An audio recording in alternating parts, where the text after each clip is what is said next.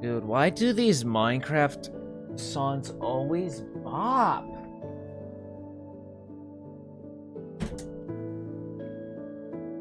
Like, this is so chill.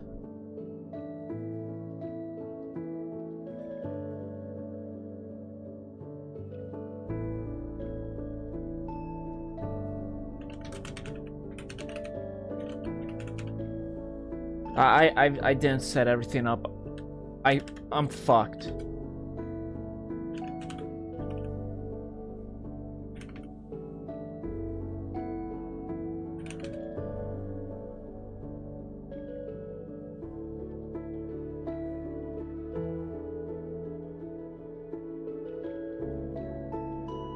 Okay. Okay. Okay, I need to get my... Oh god, I didn't get everything up. I didn't get everything up. Okay. Am I good?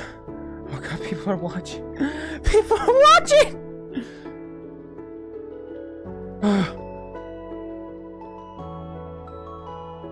Nobody's watching, I'm good. I'm good. I'm not gonna bother with the X announcement. Ooh, shooting myself in the foot. Alright, let's start. Hardcore Minecraft Part 7. Been a while since I've touched a Minecraft. You better show up. Thank you. Shit.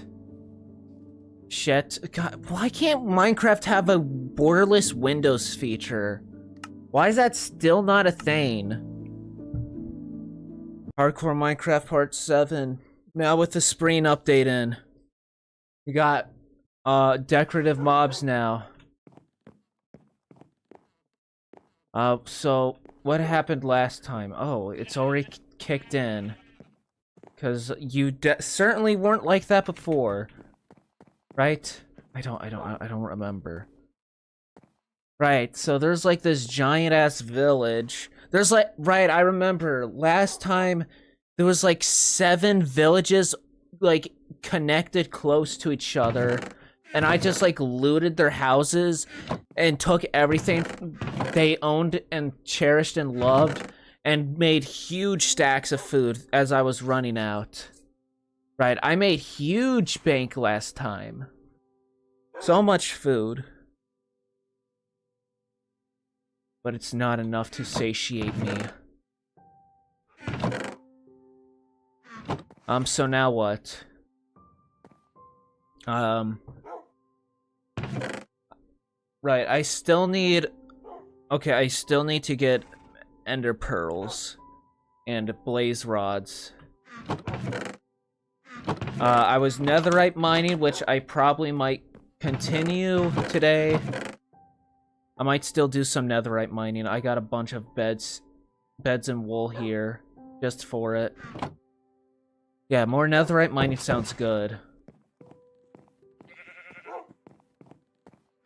Right, and we're slowly building up an enchanting table.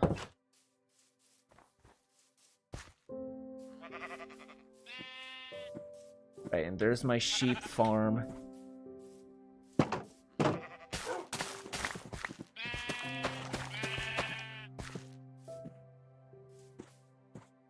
There.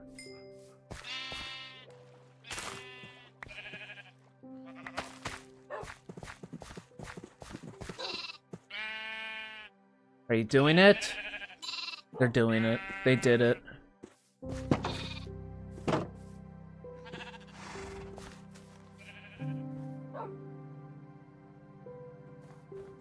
Right, we need to cut down some trees.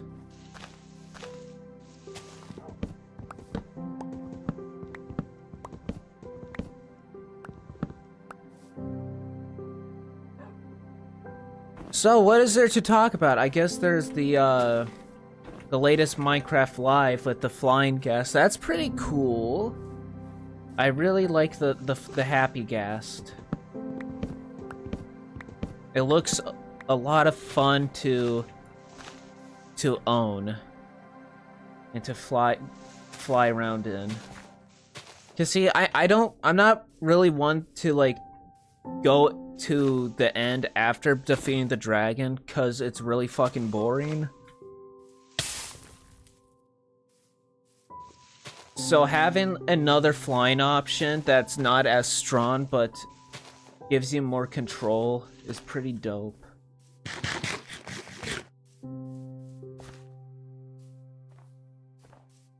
And then I see people, as always, like, always complain about anything that's added in modern Minecraft. Like, oh, this isn't Minecraft. Like, you know, I would... Do I want to rant? I would understand the frustration of modern Minecraft if that was your only way to play Minecraft. But the thing is, it's not. You can just go back to old versions if you hate something. But, like, the happy gas isn't even, like, forced on you to engage with. It's like, if you don't like it, just don't use the thing. Like, nothing's forcing you to, like, pick up mine the dried ghast. And then watering it and all that stuff, right?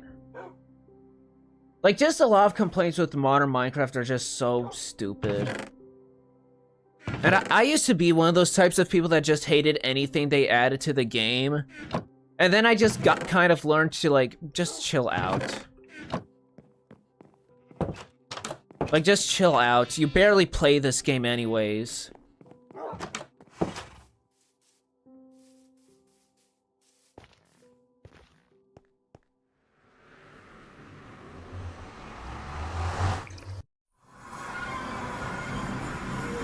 Right. I forgot I didn't finish this base.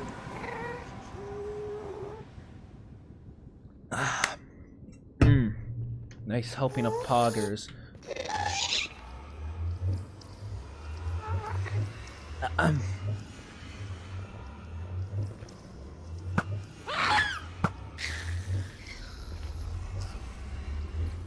Immediate scare. You know what? I should really get gold armor. This is the mistake I keep on doing. This is the mistake I keep on doing. Why did you craft so many beds? Netherite mining. So, the secret to netherite mining is you craft a bunch of beds, and then you use those beds as explosives to traverse tunnels. I don't have any cobblestone. Oh my god, am I gonna need to make a cobblestone generator? No, I don't. I'll just go mine some.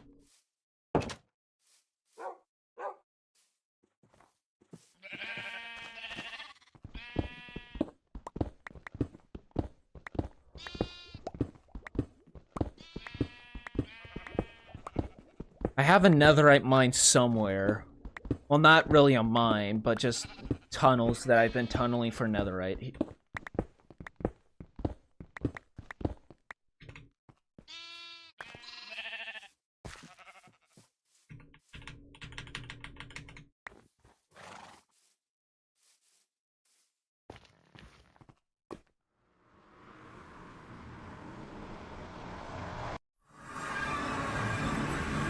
I will say, though, I am not a fan of netherite. Despite me going for it, I am not a fan of it because of its premise of being better than diamond. I really think netherite should have just been its own thing instead of, like, being a better armor set. And I just especially don't like how grindy it is to get, especially when they added the upgrade things that you need to get to make it work. I generally forget where I put the netherite mine at. I don't think it's out here. No, I'm just following the path to a fortress. I have not played in this world in a... I don't like how you have to craft netherite with a smithing table. Yeah, I get, you know, oh yeah, they're terrified, these guys. Honestly, they should have just made netherite craftable the same way you make any other tool set, with just using the ingots. That would have been probably so much more expensive than the smithing table, but honestly, I'll take it. Because those stupid tablets you need to get. Those tablets is what makes netherite suck so much to get. Okay, okay, it's over here. So the secret to get netherite is, well, to make it easy to mine for, aside from going to the Y level.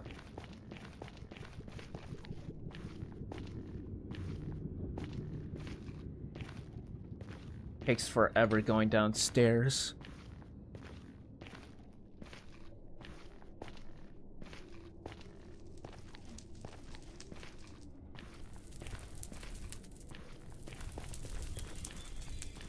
Right, so I think you can get the idea of what I do. Hi, glitched.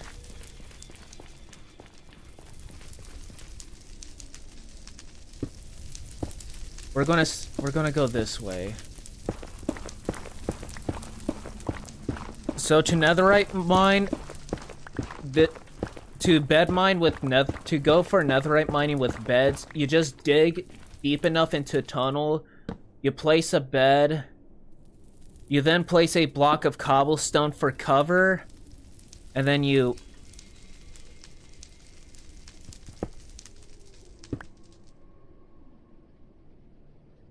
Hold on, wait. I forget the exact distance. I don't want to blow myself up. I don't want to...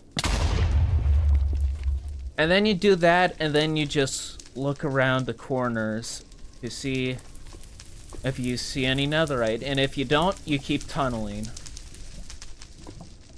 Basically, that's how you do it.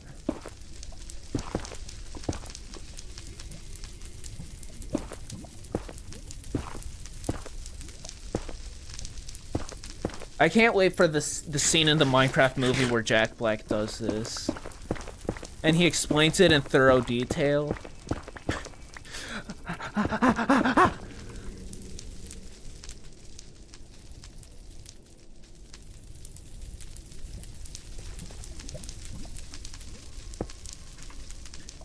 You know, part of me really wishes the Minecraft movie, anytime Jack Black talks, it's just him being a tutorial person.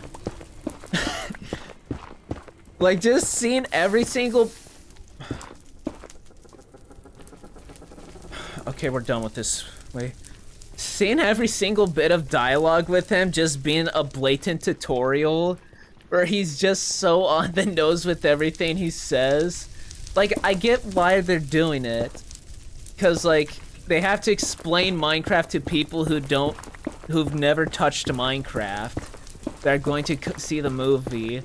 And in a way, it's also, like, for the characters in the world that are new to it. But, like...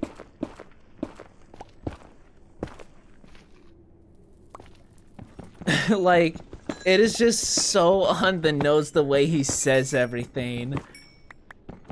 Like, especially with that one scene with the introducing the villages in Iron Golems. Like, these are the villagers, they're friendly. Or like, there's the Iron Golem. Big softies and all that.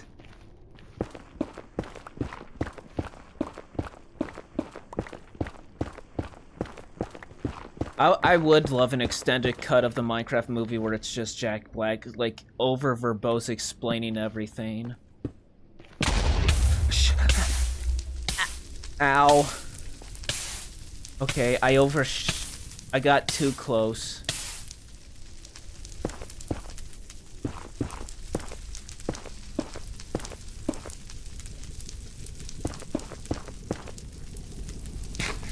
There are too many live streams or bots and have been streaming for months. That's awesome.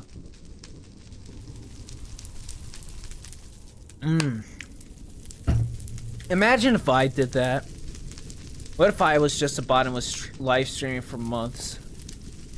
How did I manage to do this? What? Why did I go into a turn?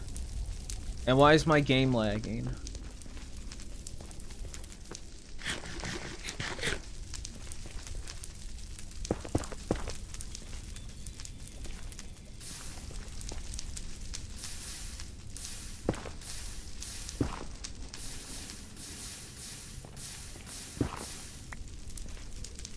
But yeah, I'm pretty satisfied with where Minecraft is at currently.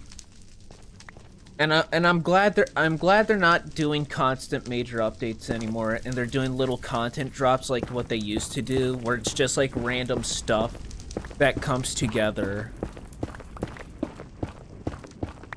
Because as fun as themed updates are, they only have one focus.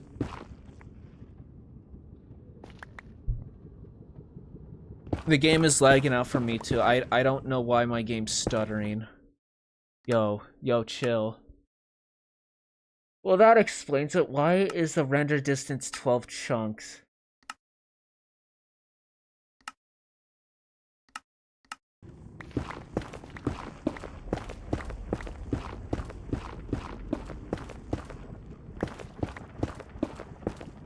Feel like they need to make different Minecraft movies with different stories. That's probably what they'll end up doing if they make sequels to a Minecraft movie, is make another Minecraft movie instead of a Minecraft movie 2.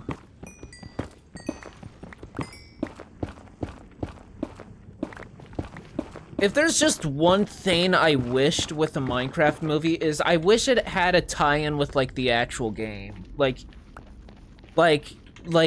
stuff from a Minecraft movie that is exclusive to a Minecraft movie are like actual content pieces. My YouTube live stream is bitching.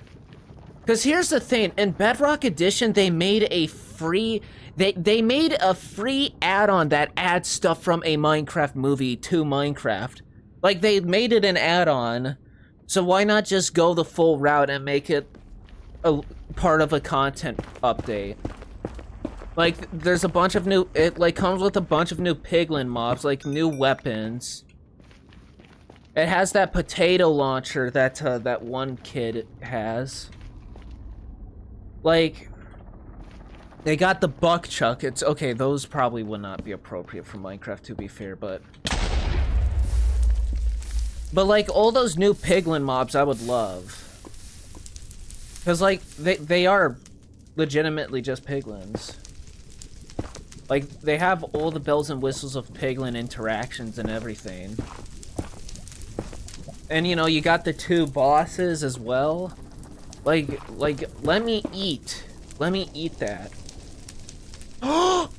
There, it paid off.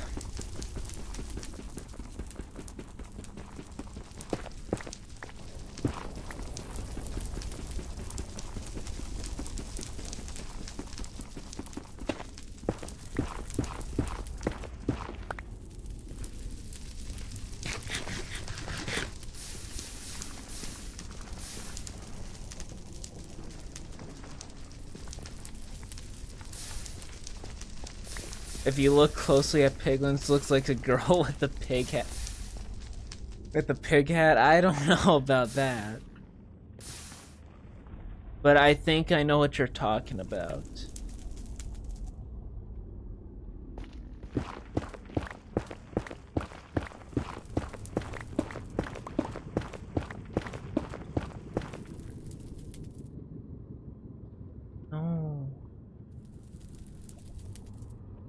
Yeah, there we go. That's what I was looking for. F3G. See, this is like the other part of netherite mining. This is like where you get like super try-hard with it. Is you enable chunk borders so you can see when you're in a new chunk. So then you're like, okay, now that I'm in this chunk, this is where I want to place my bed.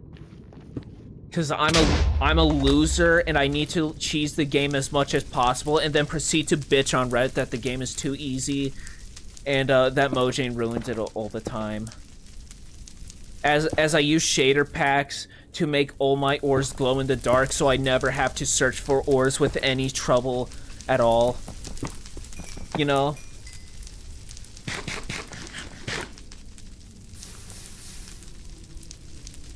And I also keep inventory on and use gravestone mods, so I never lose my items either. And never have to suffer the consequences of dying.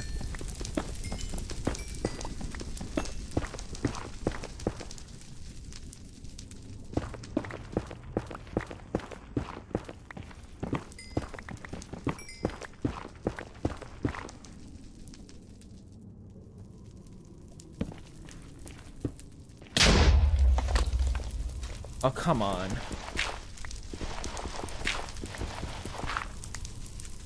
Any netherite?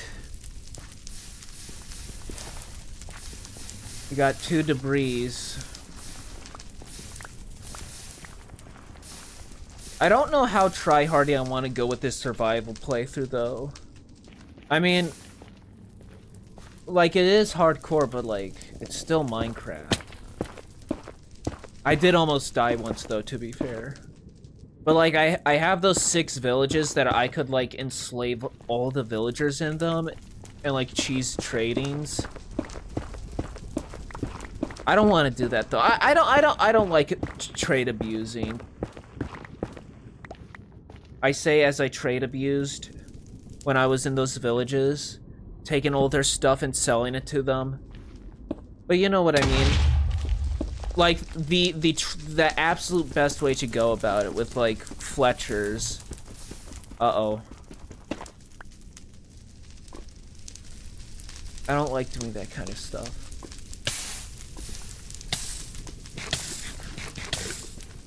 Oh, man, I just remembered. Yo, today at work... Oh, man, I gotta tell this. Hold on, let me concentrate. Because it's a lot to explain. So, not talking about my VTube character that I'm supposed to be role-playing as, talking about me as a person. I work as a machine operator at a factory, and today I was supposed to be training somebody on the job. They already had somebody training them beforehand, but today they were assigned to work with me, and you know, we were getting along just well. You know, I checked what he knew already. He already knew a lot. He knew how to make parts. He already knew the machine I operated.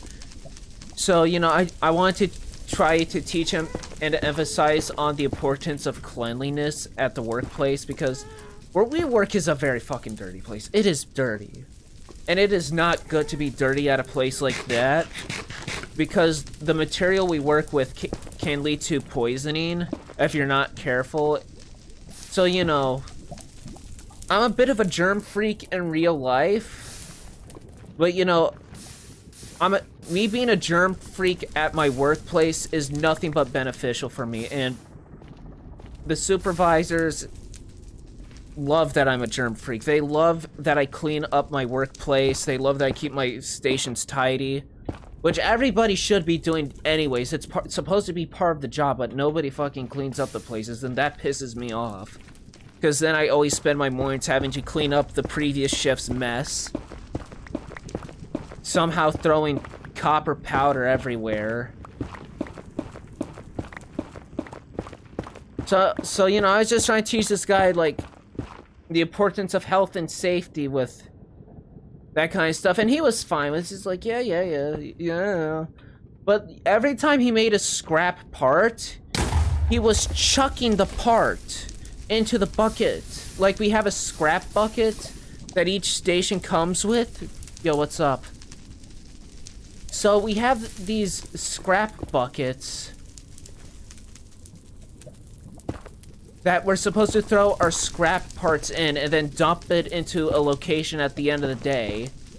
But every time he was chucking the part, it would shatter and then leave its shards all over the floor. And, you know, I was taking notice of it, and he just kept doing it. So I told him, hey, can you stop doing that? And, you know, I was going to tell him to just simply break the part up on the board that you hold the part in, and to just dump it into the bucket like a normal person. So he wasn't making a mess. Good question. You know who is Prom Violence? Yes. They helped work on my PvZ2 mod. So anyways, so this simple little request I was just asking him. Simple little request. He just blew it out of proportion. Like, he made a freak out about it. Like, because he was thinking I guess he was thinking I was treating him like he was like an idiot or something, because he was very over-exaggerating the idea of putting scrap pieces into a bucket. And so, like, he just was constantly interrupting me, and we were just yelling over each other, because, like, it's a loud machine. I was trying to be calm and collective, but I was just getting pissed off. But what about he leave the mod? No, it's not. He didn't leave the mod. I just stopped working on it.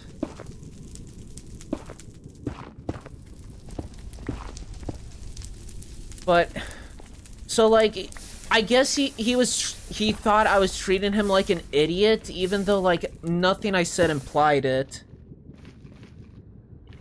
And then he just, like, told me straight that he didn't give a shit about the cleaning stuff, and it was irrelevant to him, and he'll do it how he wants to, and he'll clean up at the end of the day. And so, you know what? I reported him to the supervisor, because I also tried to tell him is, well, while you're working with me, you do what I say, because as a trainee, you have to do what your trainer says. That's part of the job. You don't get to just backtalk the person teaching you. So I reported him to the supervisor, made a complaint. Supervisor told me, oh, okay, you're not the first person to complain about him. And so basically for the rest of the day, he was taken off from me. I'm never training him again. Because, you know, if you're going to say that you don't care, then I don't care to train you.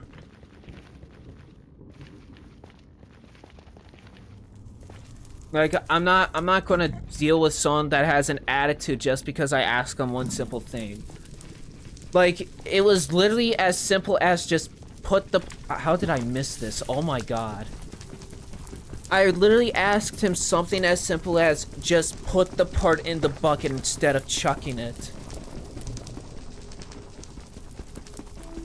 And, you know, the supervisor told me that he's probably not making it, as in he's probably not getting the job anyways. Because he's had constant problems with other trainers. So, I don't give a shit. Like, hey, I try to be nice to people, but, like, if they're gonna give me lip or trying to act like they know better than me when I've been working at that place for, like, 5 years and they're a new person, yeah, hell no. Hell no, you don't get to do that. I'll sit my ass down happily if I'm being talked down by a supervisor, like, or someone above me. Right? You just do what you're told. He doesn't seem pleasant to work with. The thing was, he was good at his job and he was pretty nice to get along with, but just that one thing, like, really set him off for no reason. And I think why is, like, cause, like, at the same time, he was very rushy.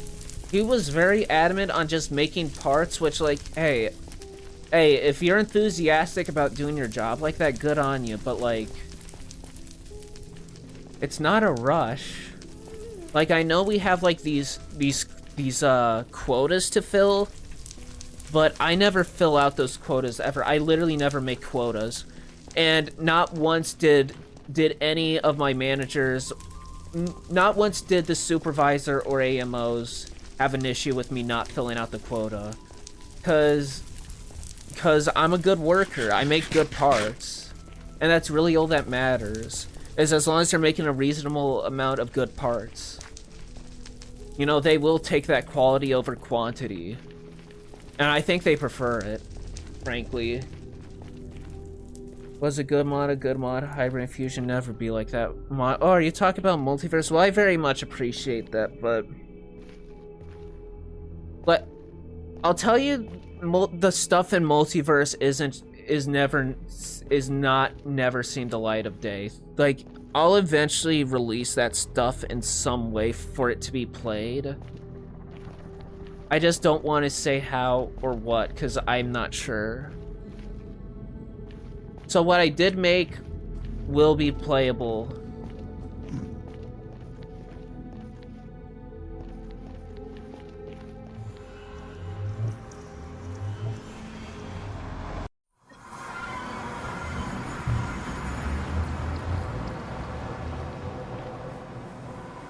Prom Violence does clickbait videos now. That's kind of fucking based. Making that bread. Honestly, I don't hate it. Don't hate the player, hate the game. If people suck up to it, it's on them for it becoming a thing in the first place. How do I make debris? I forget how to make scrap. How do I convert this into... Don't I need to cook it? I need to smelt it, right? And then it turns into something. Right? Okay. Yeah, there you go. Netherite scrap. And then we need to turn it into,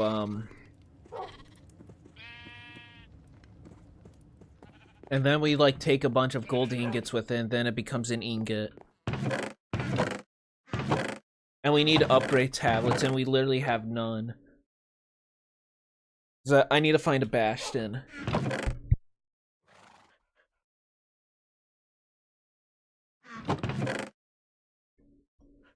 Trying to think. What do I need to do next? I need bookcases. I need bookshelves. That's what all this leather...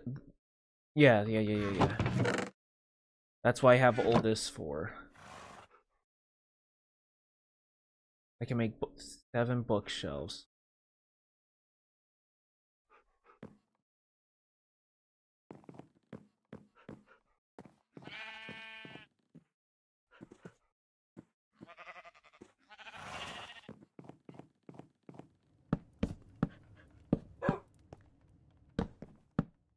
There we go. There's a start. Right. We'll put these back in there. Trying to think. There's way too much stuff to do in this game. This is abhorrent. I certainly need more arrows. Make them like this, right? No? Oh. Make them that way.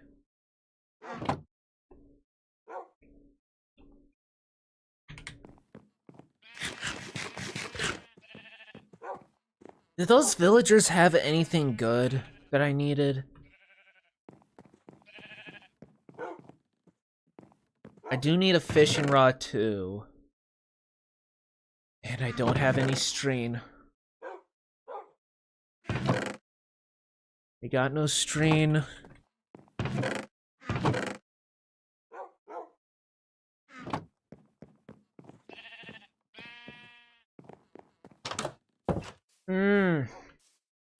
I hate it when I'm multitasking so much stuff. Cause like I've set out a couple of goals I want to do before getting to the Ender Dragon, but then I'm like multitasking. I'm horrible at multitasking.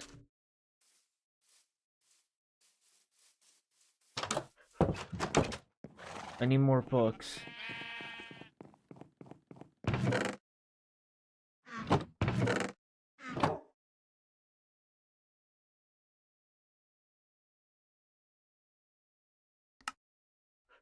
can only make 4 books.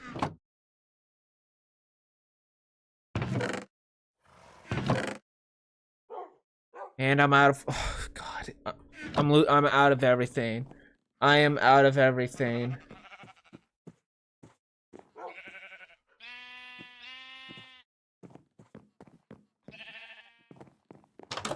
Mod you make looked interesting. Well, thank you. I'm not gonna lie, I'm so burned out of PvZ2 modding, like... I want to quit. Like, I'm... Like, I'm just so done with it, honestly.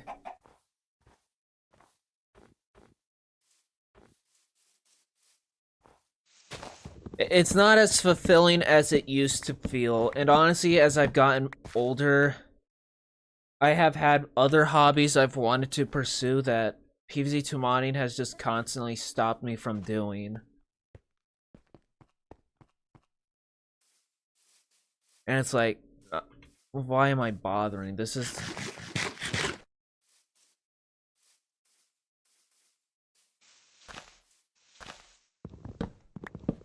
Like, I want to do artistry.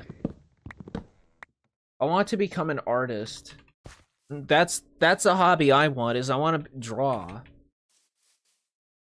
And I have this drawing tablet. Like, I'm literally looking at all you guys on, like, a drawing tablet monitor. And I've never had any time to use it because of PvZ2 modding. Because it's taken so much time from me, because... Like, modding PvZ2 is not easy at all. It's slow, it's painstaking, it's tedious.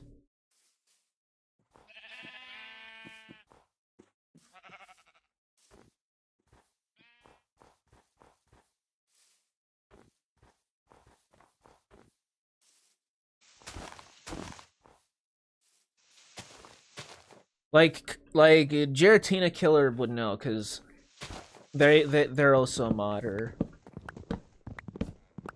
Well, we actually work on the same mod. We both work on Reflourished. But, yeah, it's not fun. It's not as fun as it used to be.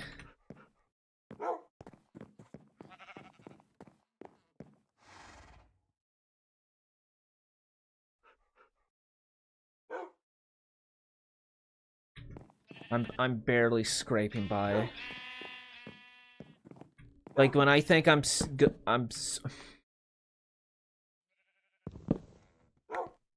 okay, at least you get all the books back.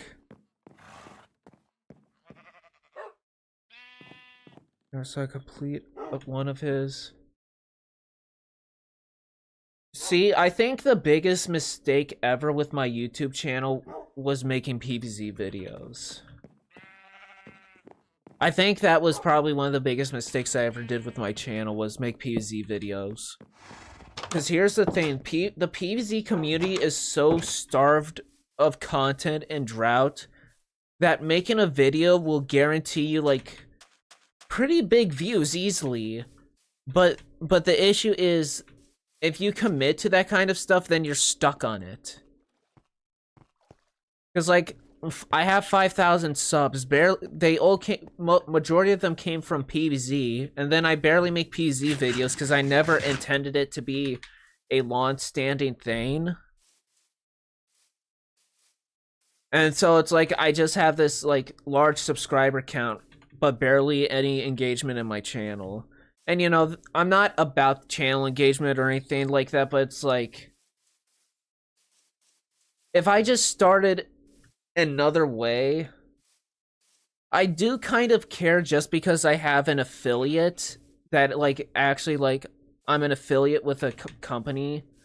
So it's like, part of me feels like I have an obligation to try and grow, to help them out, to not feel like I'm wasting their time.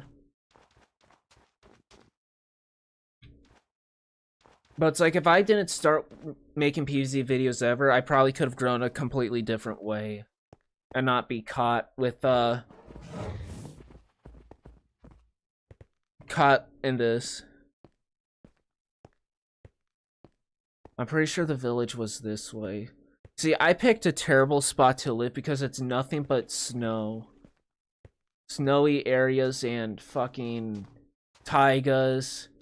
And it takes miles to get out of these biomes. Like even the desert here. Even the desert here has fucking snow on it. You can't escape the snow.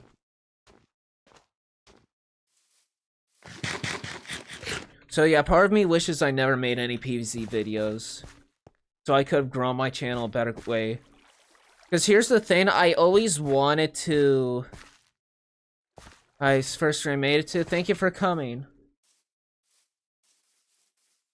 I always wanted to be a VTuber. When I saw VTubers first coming up, I wanted to be that. I always wanted to do that stuff. And then, like, you know, later on, there'll be people that come back onto my channel, then, like, mock me for being a VTuber. And it's like, what the hell is your problem? Like, no one asked you to stay here.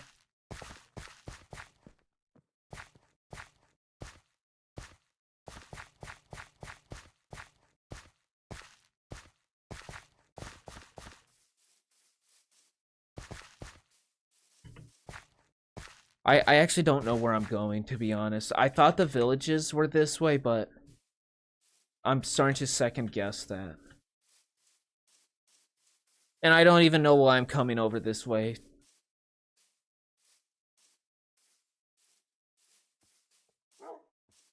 Because it's... I'll grab that. Here, you two. Go and make a baby.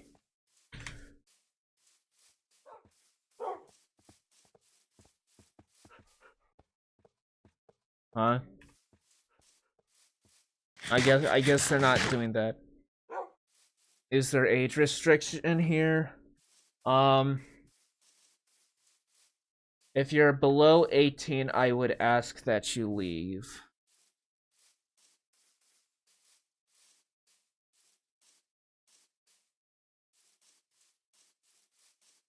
But if you're 18 or above, then welcome. See, that's also the other issue of making PvZ vids, that this community is just full of children. And so, like, so then, like, there's certain people that are sub to me, they're kiddies, and it's like, bro, I'm not... I need to go then. Alright, see ya, man. I'll see you when you're 18. Like, see, that's the other issues. Like, this community is full of kiddies, cause... And so me trying to transfer my channel from what people thought was supposed to be a PvZ channel into what I always wanted it to be, it's like, not the best combination of an audience. When I'm supposed to have mature kind of content. But I love your vids. Well, I appreciate it. Bye-bye. I mean, it's not like I try to do adult stuff on purpose, though. It's my character. It's my VTube character. That's kind of where I put the line in the sand. Like, I don't really go out of my way to, like, be those kinds of streamers where they bounce their boobs around and stuff like that. I don't like doing that. Like that to me is just weird. I've tried to watch VTubers like that. And, like, I just think to myself, like, you know, I might as well just go watch porn if I'm going to watch something like this. Like, why would I stick to this?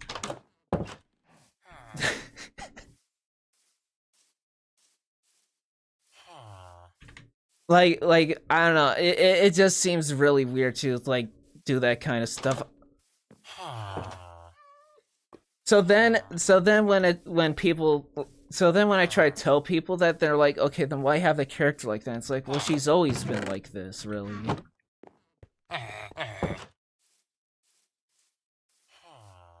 I didn't really want to change her just to accommodate what I wanted to do. I'd have to deal with it.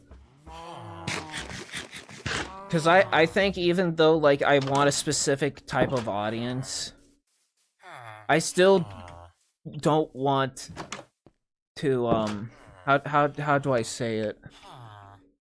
Like, I don't think the person behind the screen matters when it comes to the way they talk and present themselves. Like, for example, there's like this one YouTuber that's a VTuber, and they're like a grown adult that has like this vampire girl thing as their avatar, and they like make commentary videos. And like I never judge their videos because of the character they're using. I don't ever judge them on that.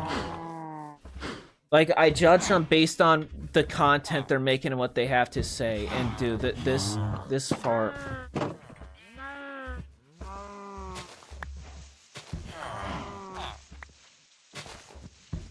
Alright, I'm just gonna do you guys a favor and prevent any more mobs from being able to get in here. You're welcome. But you're all trapped in here. You're never gonna get back to your job, and you're all gonna end up going unemployed because you can't meet your job because you trap yourselves.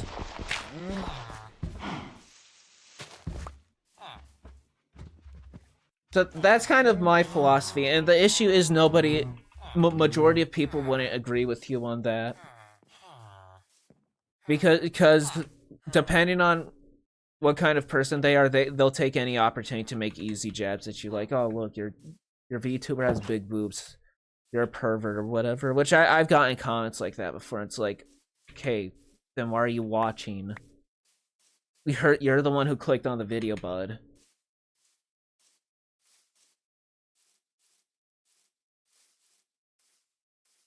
But hey, the character was clean enough to have a company come out to me for an affiliation, so that's pretty cool.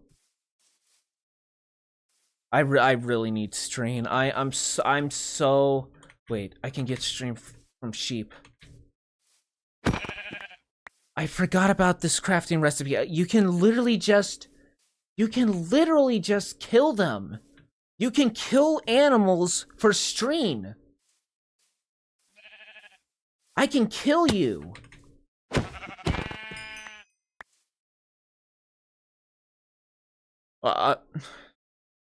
Never mind, it was the other way around. It's forest string to make wool. Alright, we're back at square one of wandering around aimlessly. I should have just let it go nightfall, but I didn't.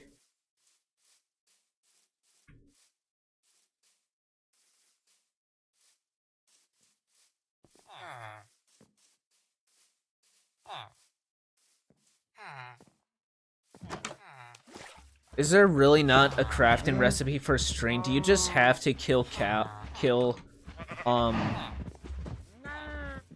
you really just have to kill spiders for them? Well, then I'm fucked. I literally don't know where to go for a spider. Is there a cave nearby?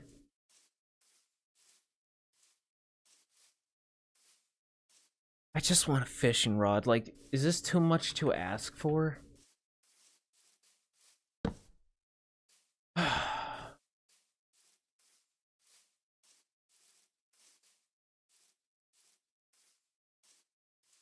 This is what happens when I ramble, is like, I just end up walking around in circles not getting anything done because I'm too busy trying to focus on talking.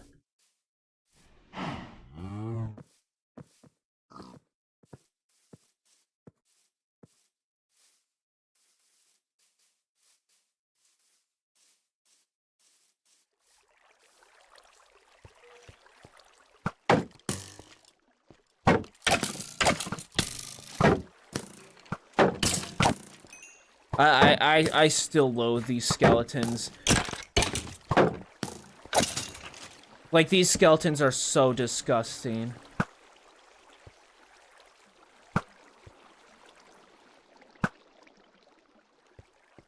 And then meanwhile in Bedrock Edition, they're the dumbest things ever because Bedrock has spam clicking. And doesn't have... and their shields suck. Oh, you have to sneak to put up your shield. Like who does that? Imagine if they did that to Java Edition. If they like brought the combat to function like Bedrock's.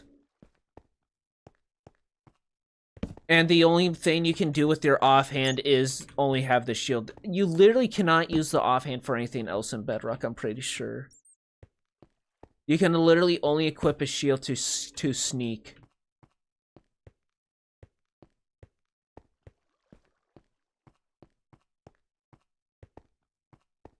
And they still haven't added dyed water or potions and cauldrons into Java.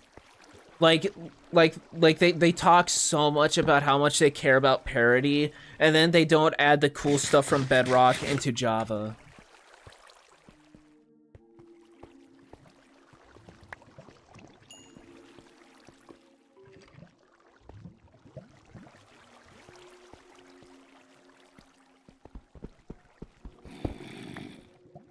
I did figure out what my next Minecraft series I want to do is, though, because, like, I've dabbled with the idea of playing horror mods. I want to play the Broken Script. I want to play that mod. And the thing is, I had it ready, but then the mod creator took it off of Modrinth because people kept harassing him that it was malware. And it's like... People, when it comes to mods, people are so fucking stupid. Like, you have this mod called the Broken Script. It openly advertises and disclaims that to not play this mod on a world you care about. This mod will crash your game. This mod will mess around with your computer. And then people play it anyways, like, is this malware? Like, no shit, it's malware. It's deliberate malware that is telling you it's malware, and is making it clear as day it's malware, and you're still pissed off that it's malware. Because people look at the word malware and immediately assume the absolute worst, and like, you know what, that's understandable, but like, in the context of something that is a Minecraft mod that is warning you about it, and the absolute worst it does. The absolute worst that the Broken Script does is that it can shut off your computer. That is the absolute worst thing it can do. Is it can shut off your computer. Otherwise, it just crashes your game or will corrupt your world. The worst thing it will do is, on a very rare event that you need to engage in, is that it will shut off your computer. And it's like, that's part of the horror, is like the computer fucking around being fucked with. Oh god, I'm putting myself in really bad situation. But I heard like the guy is working on the mod again, but I have no idea where it's at. I can't install it on Modrinth. It's not on Modrinth or CurseForge anymore. It was taken off CurseForge for being quote-unquote malware. And, well, I mean it is, but... It was kept on Modrinth because they're chill. But then people, like, still harassed the guy anyways about it. It's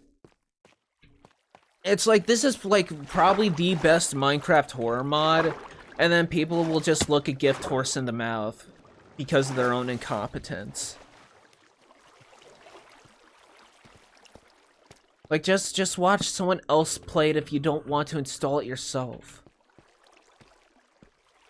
And you know what? And you know what's even the more sad part about the Broken Script and people harassing the guy for it being malware? You can literally disable those interactions. If you don't want the Broken Script to crash your game, you can literally toggle it off. There's literally a config command to bring up a menu to make edits to the mod to tell it what it can and can't do.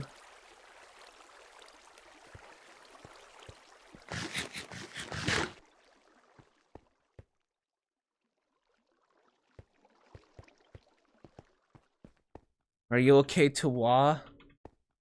I guess you can wah.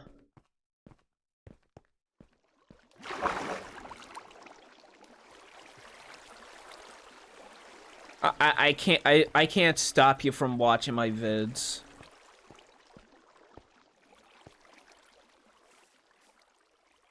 I'm not gonna tell you what you can and can't do with my vid. If you want to watch them, go ahead. I can't stop you from doing that.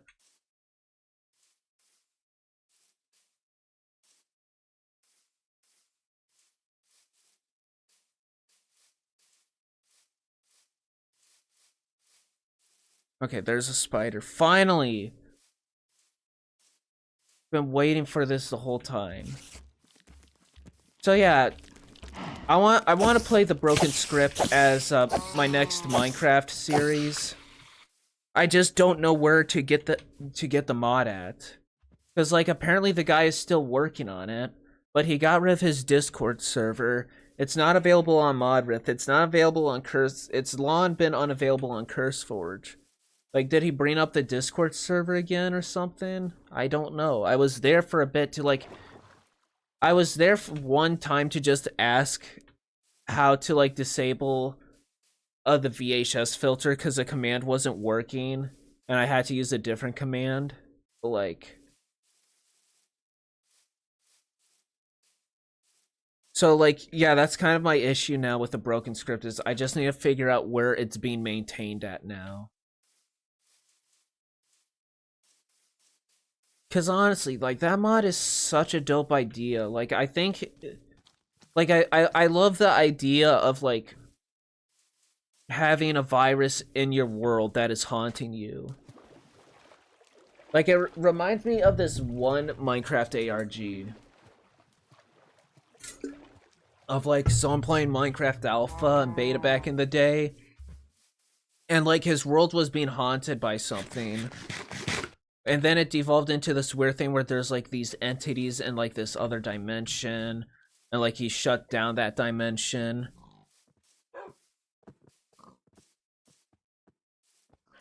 Is there anything you need to stay away from your channel? If you see a full body Michaela, stay away from that.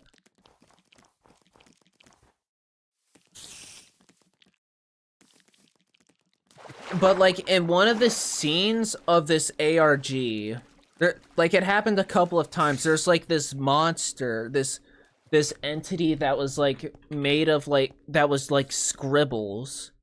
Like the entities in the broken script. And, like, it would peer around corners, and it was making, like, these glitchy corruption sounds. I think that's where the broken script got its inspiration from, I'm not gonna lie. That ARG. Like it was just the most unnatural thing ever. It was fucking creepy because like it just like straight up did not belong in Minecraft.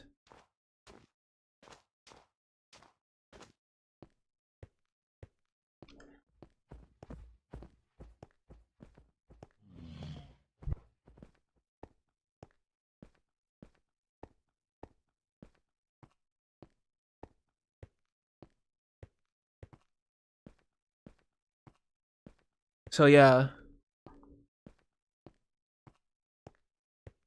And there's been this one YouTuber I've partially watched play the broken script.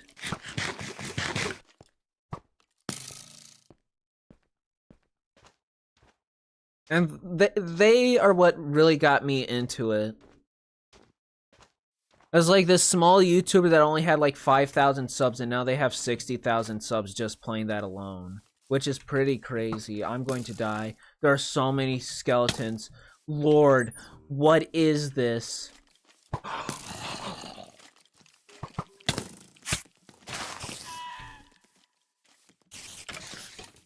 Hell! Oh. So yeah, I want to do a series on the broken script. I don't know how long it'll be. I'll just do it when I want to do it, I guess.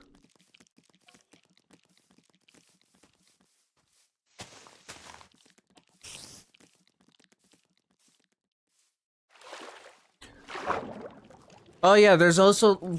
Okay, the second worst thing that the broken script can do is ban you from your own world as well. Like, there's this one entity that if it kills you, it'll just ban you from your own world. I guess that's worse than shutting off your computer, because that's just straight up not letting you into your world again. But, again, that is something you can toggle. And what most people, like, will toggle off.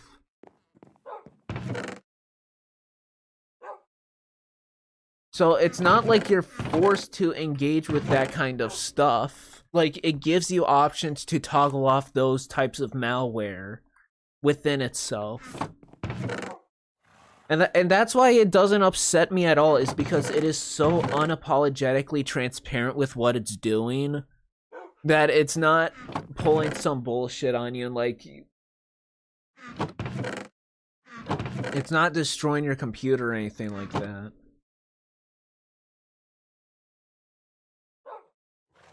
How do I make a fishing rod again? That's how. And now I need a craft. I am placing function shit cause I'm in fucking Minecraft. That song isn't even playing. But I just felt the need to express myself. I am placing blocks and shit cause I'm in fucking Minecraft. Oh my god. That is such a great song. This is the one, right? Lure? That's what we want.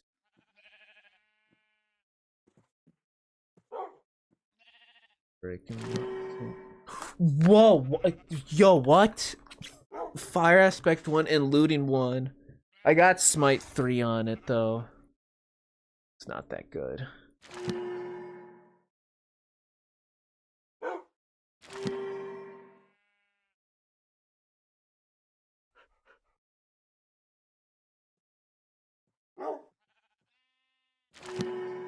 Luck of the Sea, that's what I want. Luck of the Sea.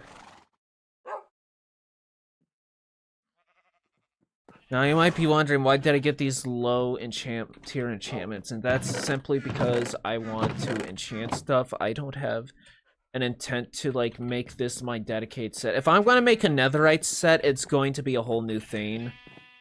So I might as well just, like, get something.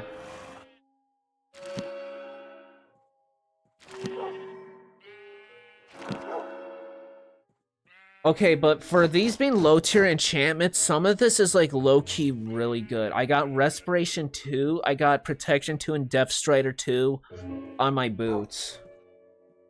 And this Diamond Sword, even though it's only effective against undead mobs, it still has Fire Aspect and Looting on it.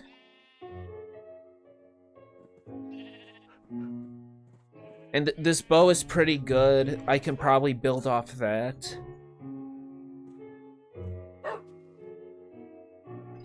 Diamond Axe is a Diamond Axe. It really doesn't need much.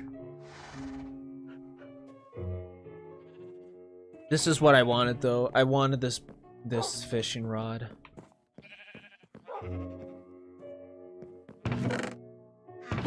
I could have gotten better enchantments, but, like, I cannot wait. I can't wait forever to just build up on that. So it's time to go fishing.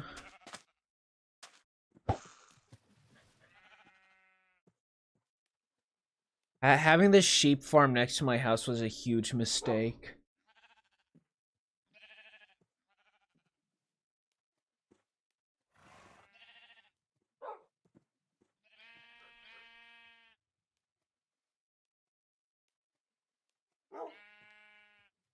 Any day now.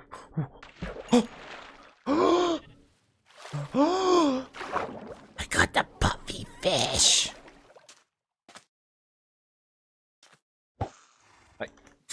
First catch and it's a puffer fish. That's crazy.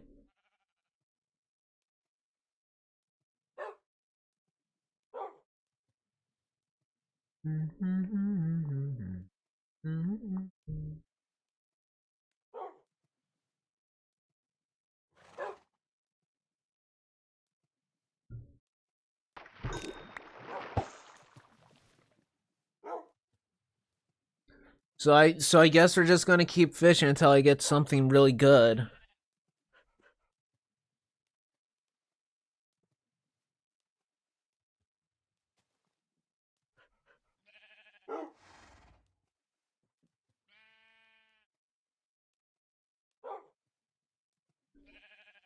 Which I'm okay with. This is nice, you know.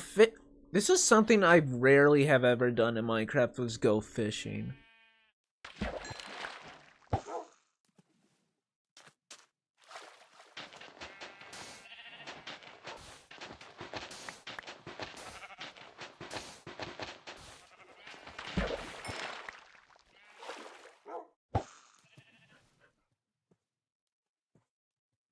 And you know, that's what I love so much about Minecraft, is all the stuff, relaxing stuff you can do.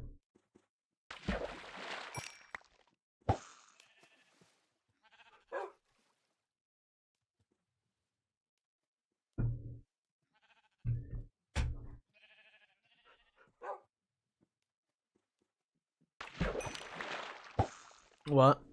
A bowl. I got a bowl.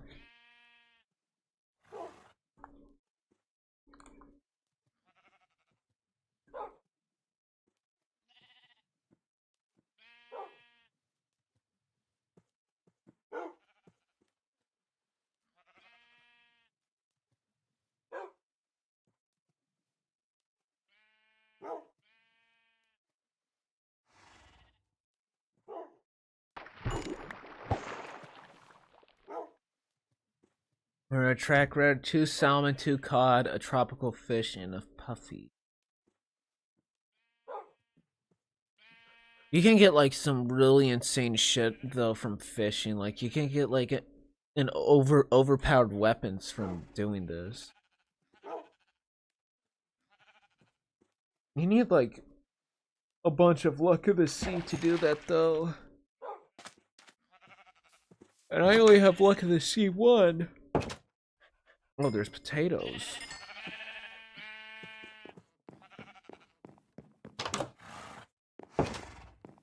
I might need to go and build another one.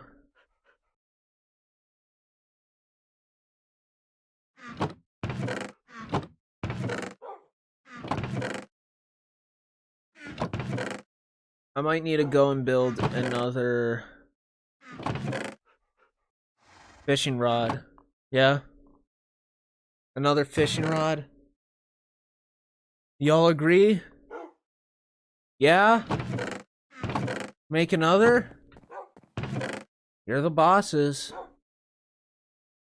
There's nobody here that I'm talking to. I'm alone.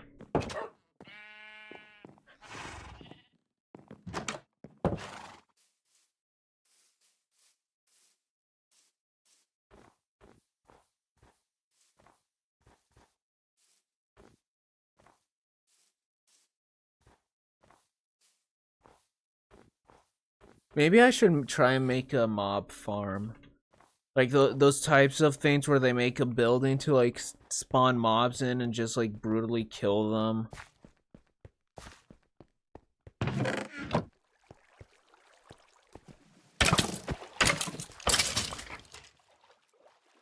I remember there's a way to make a creeper farm, but like have a skeleton, but like make it in a way in which like a skeleton can also spawn, and then you just have the skeleton kill the creeper to farm music discs. I should try that sometime. I would love to make a disc farm.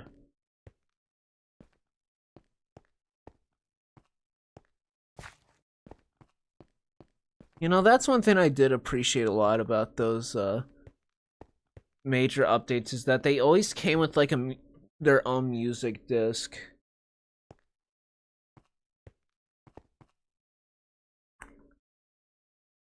Okay.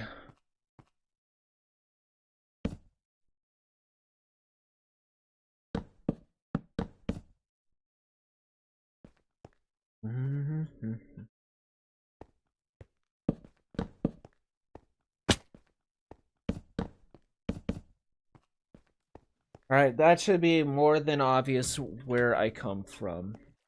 Cotton Eye Joe.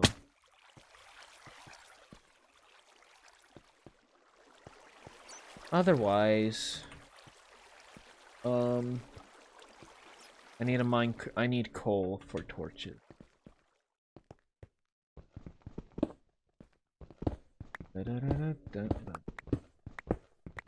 Thinking about that one Minecraft song. They love to play that song in the Minecraft lives. Like something called Far. It's not Far. Like a modern Minecraft music disc. That one's pretty good.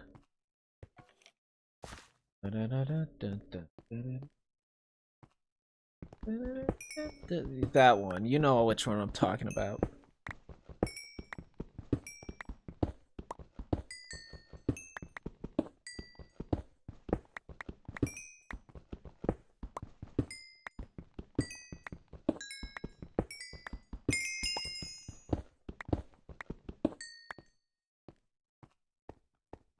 You know, it's kind of crazy to think there was one time where, like, hackers managed to, like, break themselves into Jeb's world and grief it. And when they found him, he was just idling in this, like, iron golem farm in the nether.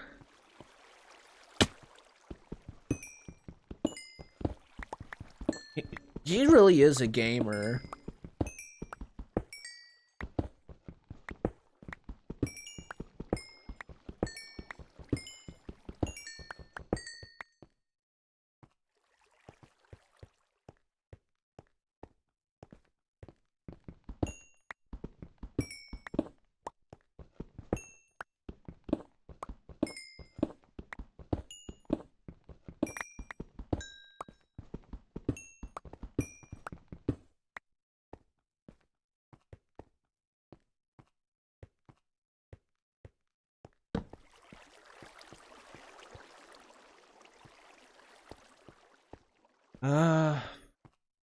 This cave is way too clean.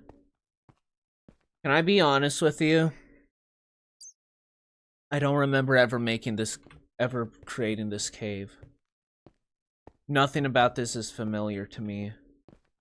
I remember there's a cave I had where I'd constantly got lost in, but this is not it.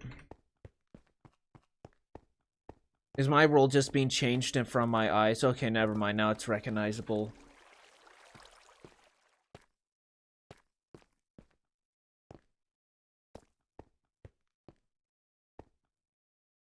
So the mistake I always make when I get lost is I'm down there.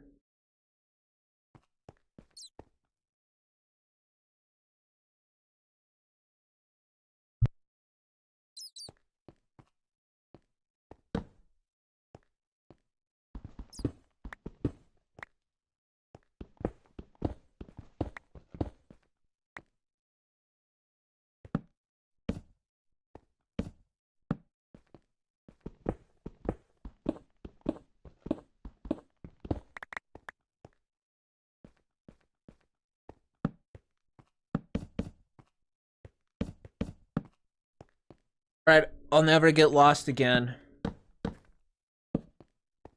Because I have this torch trail. This torch trail will guide me.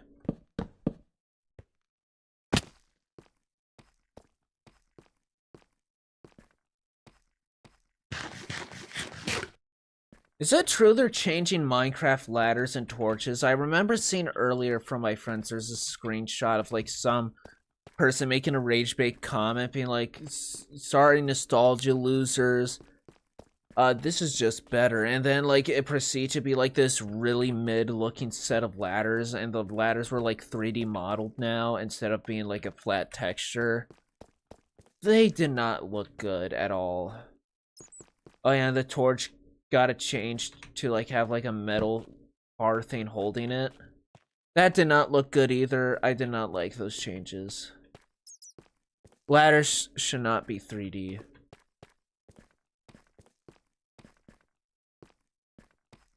Is this cave just like... Is this cave just...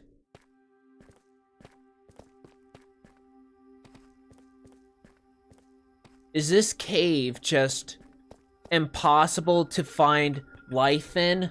Hello? Hello? Oh, there you guys are. Where have you been?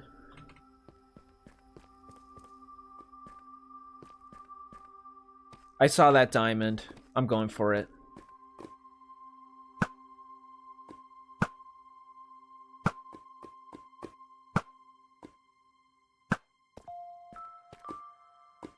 Oh, the baby music is playing. My xylophone.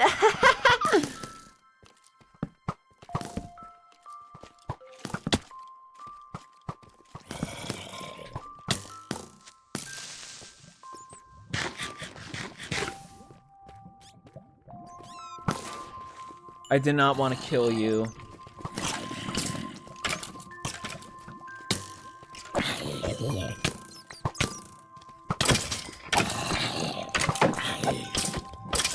Oh, but this bow is just... The sword is just so good at killing you guys now.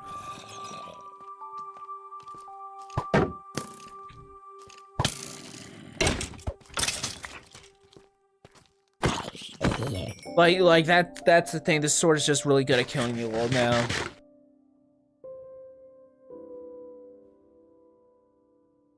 Does smite deal more damage than what sharpness would do? You know, people tend to avoid those enchantments just because they're fucking... It's better just to deal more damage to everything than to a specific set of mobs. Like, Bane of Arthropods is so worthless because it literally only affects spiders. But, like... what if that deals more damage than just having a sharpness? If that's the case, then maybe it's not so bad.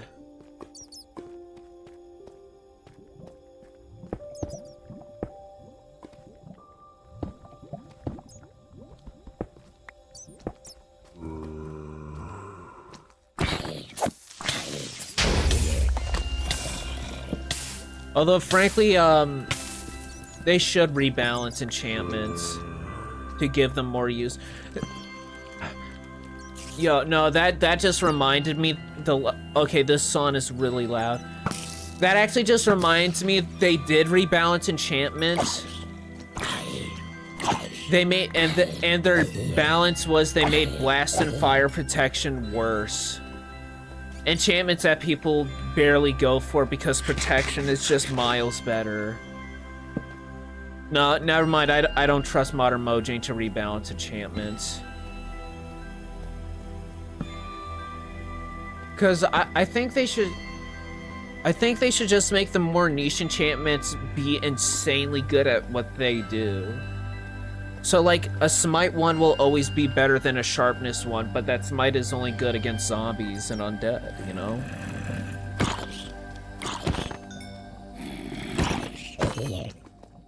I assume it is, but, like, this is also smite 3, so... I don't know, maybe smite 3 is just as good as a sharpness 3. I actually hate how many mobs spawn in the dark in these caves. That's completely your fault, Bat. That is completely your fault. I'm not even trying to kill you guys. We're good. We're good.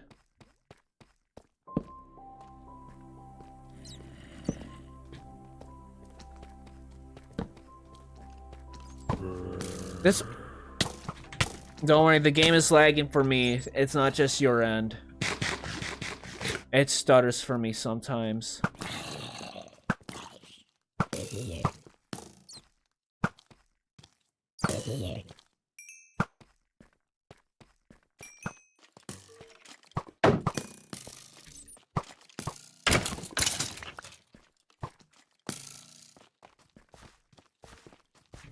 Here's the thing. For the longest of time, I've always wanted to get a music disc. Can you...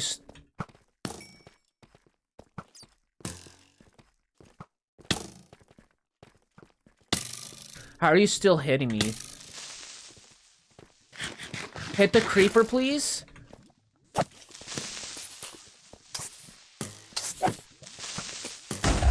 That was unfair. I got a music disc, though. Melohi. Is Melohi good? We're gonna have to listen to it.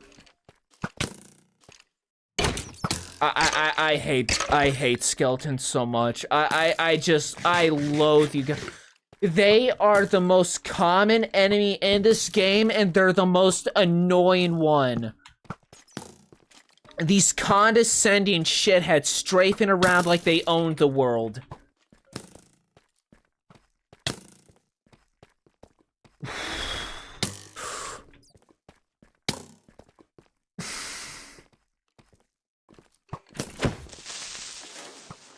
No.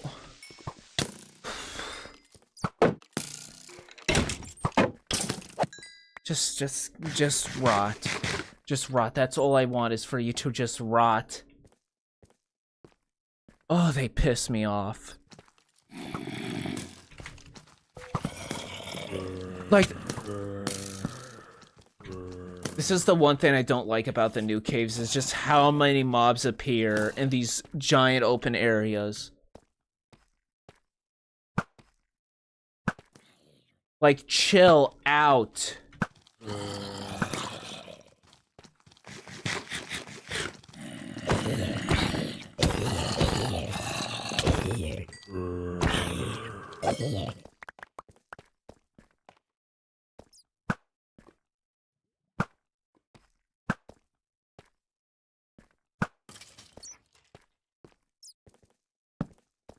Maybe I should just play Minecraft another way.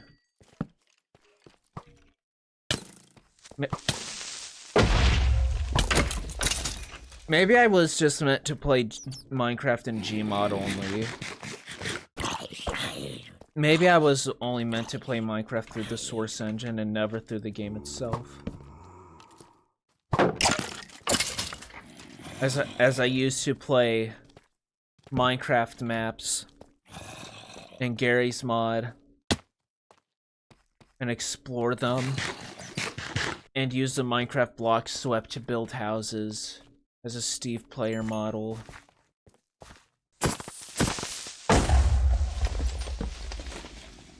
Or when I would play Counter-Strike Source. There was always that one map. Zombie Escape Minecraft. That would play Sweden as you travel through. And that one hit.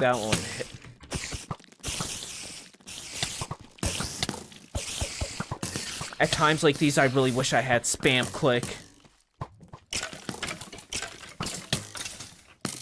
Reap what you sow.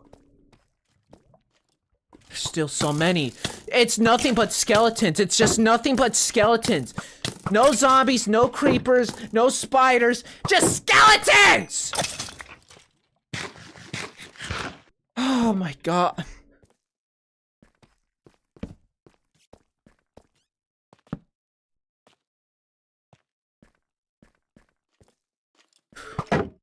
I'm tweaking. What is this? This is disgusting.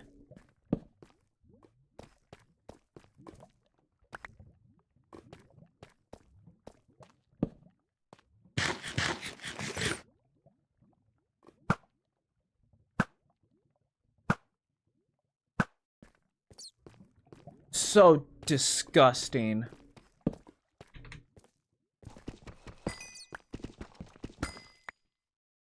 I need a drink.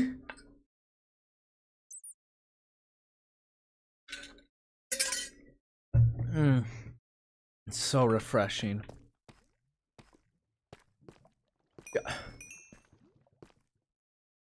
I need a telescope, but who died there? Was that a bat?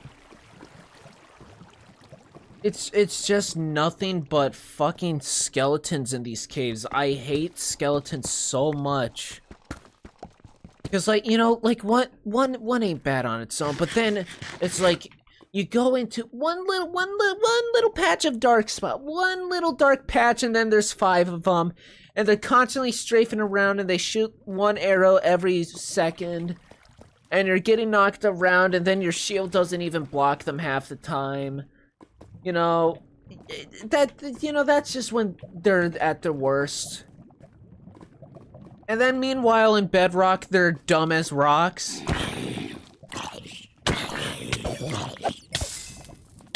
I mean, it's not like they're smart here, they just move around a lot.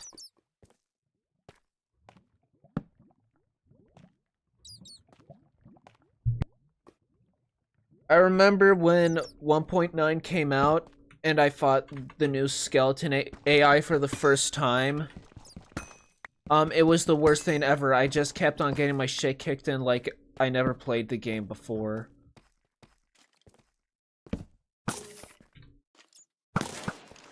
Oh, come on, that was the perfect lineup.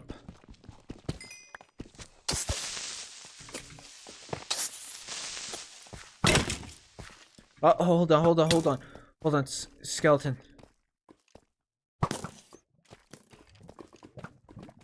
Hold on.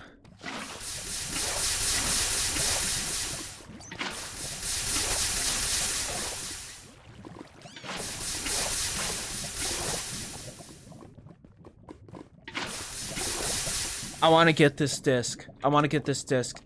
This guy's on low health. Stop following me. He's still following me. He won't listen.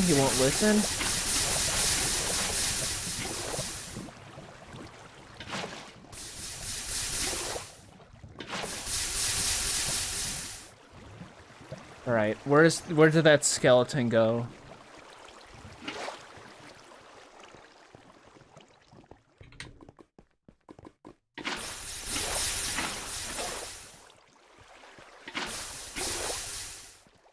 Alright, I just ruined this whole cave.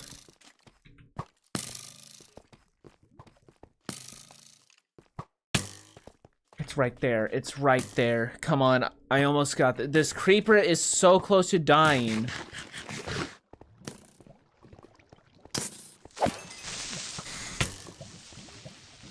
I hate you.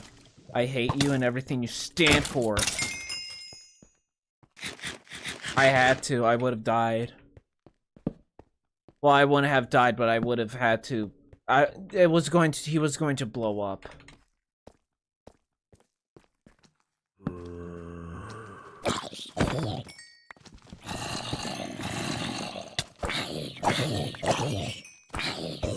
You know what bows and crossbows need? They need a smite enchantment. But specifically for skeletons, I would happily take an enchantment that just insta-kills skeletons.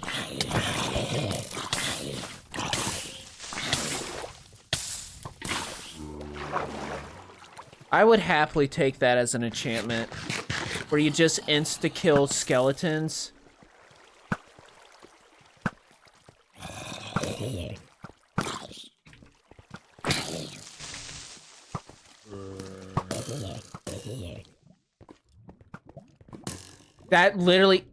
That rebounded off the fucking creeper. You're kidding me. Fuck it.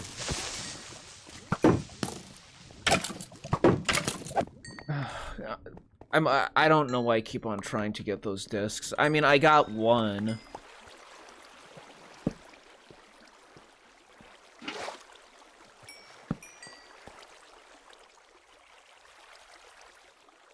I'll keep the rotten flesh.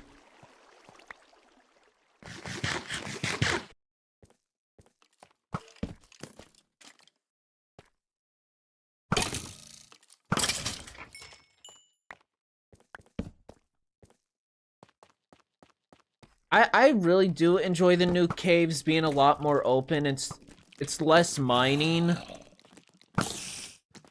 But at the same time, this kind of stuff is just so annoying.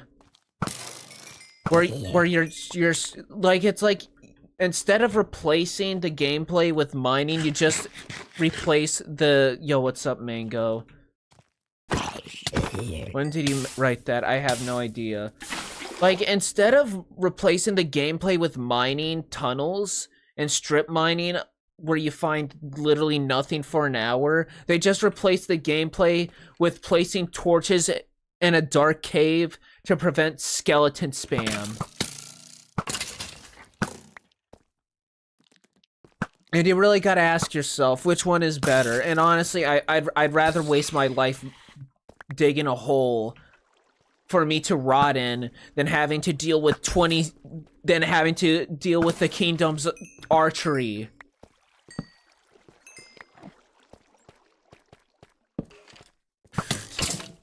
They just come around the corners. They're around the corners. They're in the jungles. They're in the trees. They're above the rocks. I'm killing you.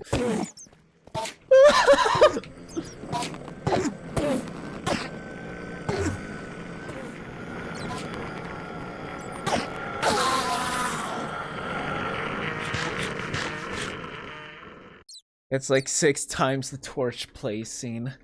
It's so fucking true. It's just, God, I hate it.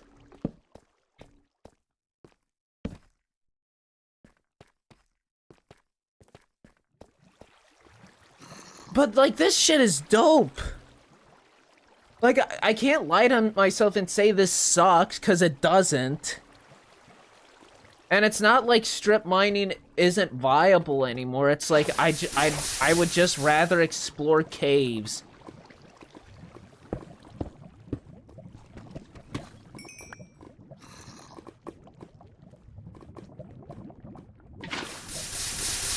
Oh, hi, baby.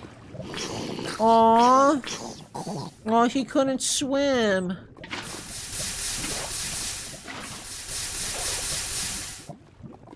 Alright, I'm just going to...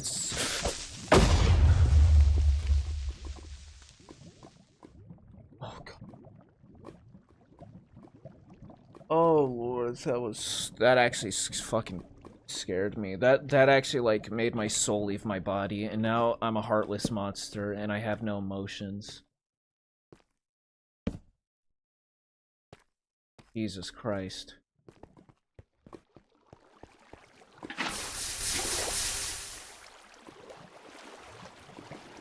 I'm a husk now after that. Holy shit. That was so close. Another skeleton. I'm gonna wanna have a bullfight? Yeah, I win.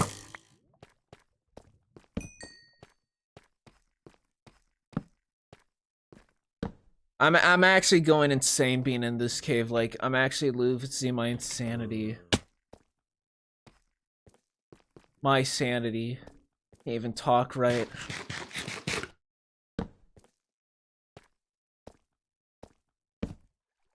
Imagine though, like, getting a dried gas down here. This cave has nothing more to offer me. As you can see, I've already traveled through there. I just never traveled around this corner. So how much string I got? I got 9 string. So the reason I came down here wasn't to mine.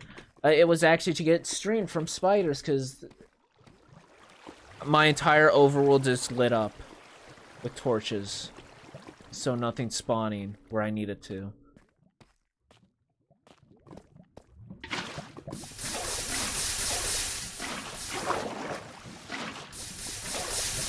And I'm trying to make a strong fishing rod with lots of luck of the sea, so I can hopefully get some powerful items from fishing. And I'm out of arrows. There have been so many mobs down here, I spent all 30 arrows. And of course this one spot is still dark.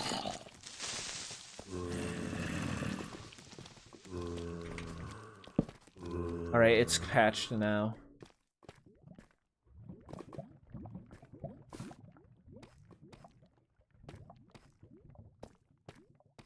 I mean, I made an ancient ruin. Oh, it's good because no mob spawns. Removing the siren thingies helped it a lot. You mean the shulker, the skulk? It's called skulk, not shulk. The skulk sensors. I want to find an ancient city on this world too, but like I know I'm just gonna fucking die to a warden. Sometimes those shriekers can just spawn in the most bullshit places. In fucking Minecraft. Oh my god. I can't get that version of the song out of my head after hearing it.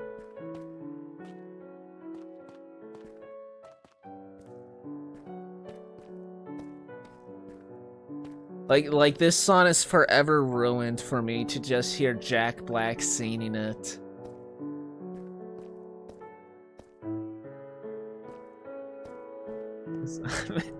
I can't unhear it.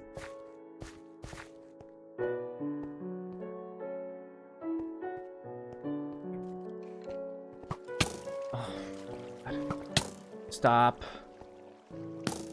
No. Skeleton.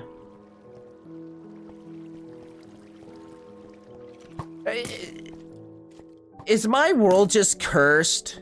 Am I just cursed to fight skeletons till I die? I'll be honest, I don't know where I'm going. I just want to get I just want to like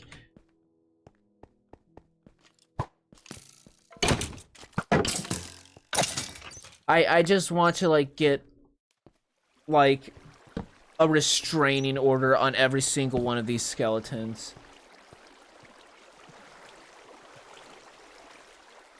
Good thing I got Death Strider. Okay, I'm on the wrong side of the cave.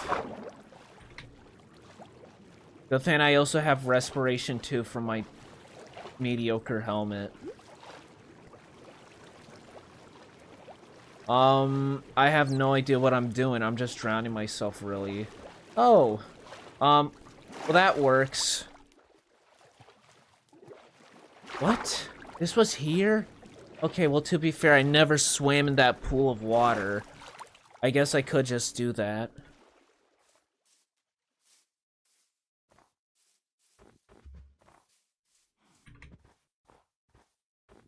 But now I'm lost.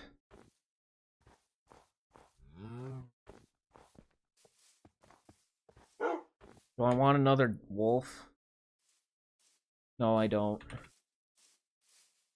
I don't like getting pets in Minecraft just because, like, I feel bad.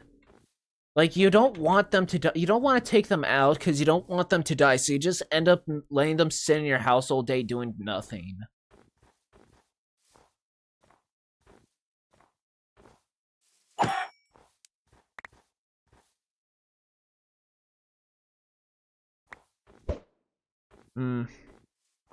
When does Jack Black show? Hi, Mango, again.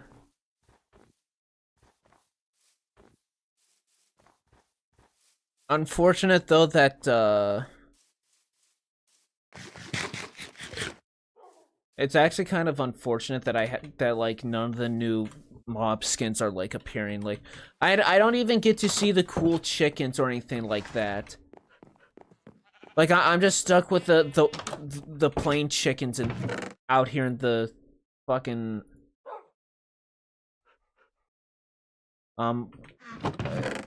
taigas, whatever this biome's called.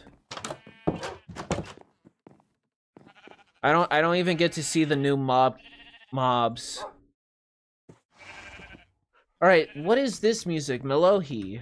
I have not listened to the song for. I don't have a jukebox.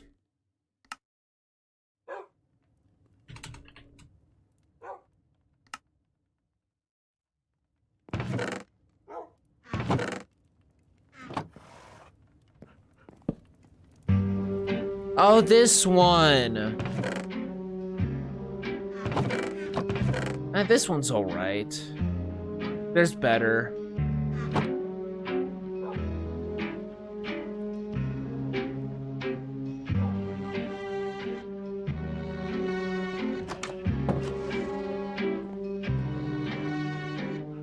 You're joking, right?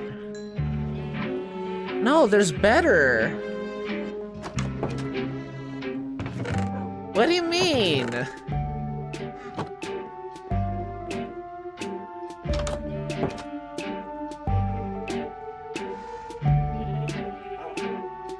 Oh, I didn't see the whole conversation. Yeah, when they added dog armor.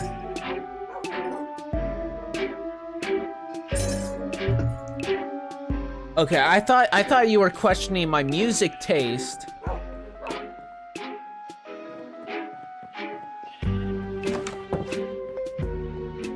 There is better though than this. Yeah, the new update dropped today.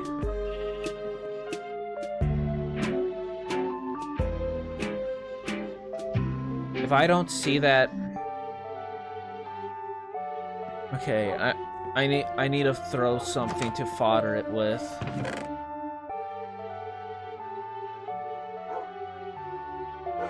Because here's the thing, I don't want to. All right, here. Give me a luck of the sea, please. That might be really good though.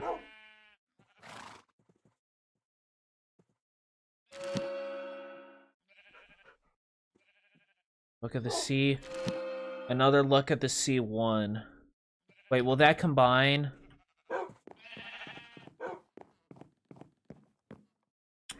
I don't have an anvil. So you're telling me that I don't got an anvil, huh? Oh, alright. Yeah, yep. So yeah, I don't got an anvil. Let's see how much I know. Oh, we can build this easy. Just gotta do it like that. Boom, boom. Just do that shit. Just throw that fucking shit in there. Let's put it right there, Dean.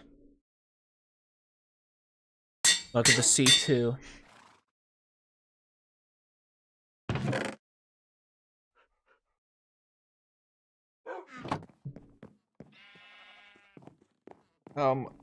There's something in my eye. Ah! Ow, it actually burns.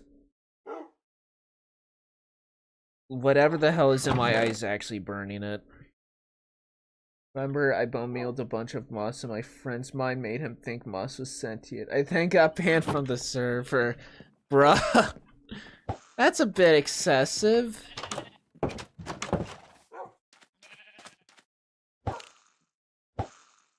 That's a good prank.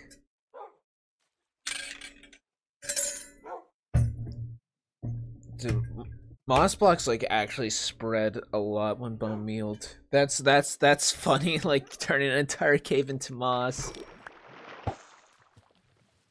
What's the max enchantment for Luck of the Sea? It's 3, right?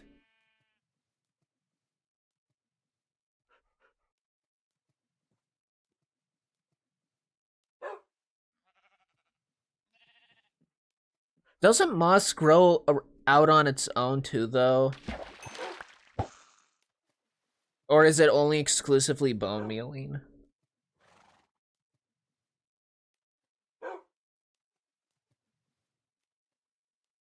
Mango. Do you like, Mango, do you like the Happy Ghast?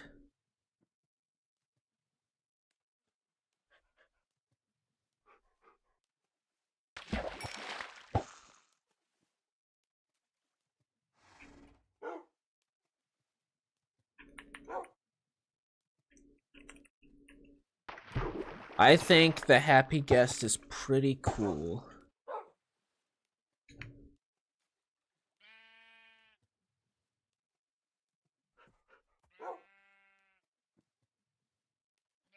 Is YouTube chat this delayed?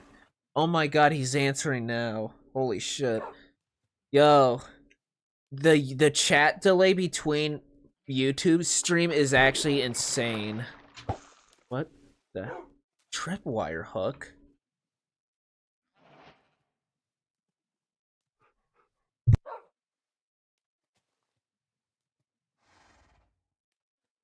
It's so awkward, the chat delays.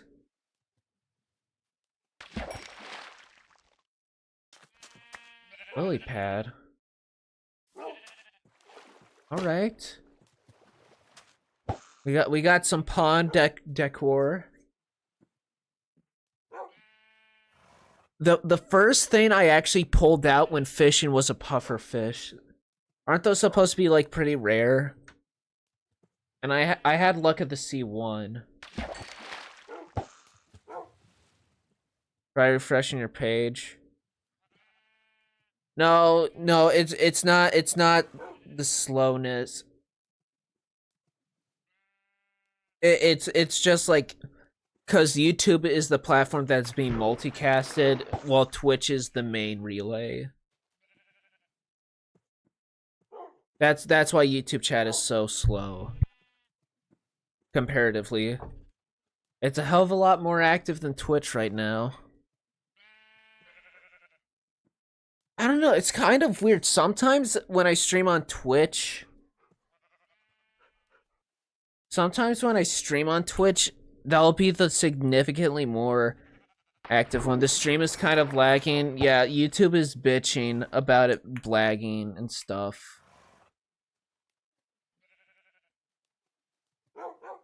That's you checking your chat. I don't know. What do you mean by lagging? Like, is the stream like pausing and stuttering? I have noticed a common thing. Anytime I stream VR, I will get like the most amount of I'll get like 4 viewers like average when I stream VR. And it don't even have to be VR chat where you see Michaela. It can just be VR games. Like, I guess people are really into VR games on Twitch. I want to stream more VR games. I have like a ton of VR games that I never touched. Because like, I don't know, VR is just like something that's so... It's like, oh, I gotta set this up, I gotta plug in the things. Yes, pausing and stuttering occasionally, yeah. Yeah, that... It's just YouTube being an asshole. Yeah, I'm sorry if YouTube streaming is pausing and stuttering. Can I not get like any cool weapons on Luck of the Sea 2? Does it have to be explicitly the maxed out Luck of the Sea? If so,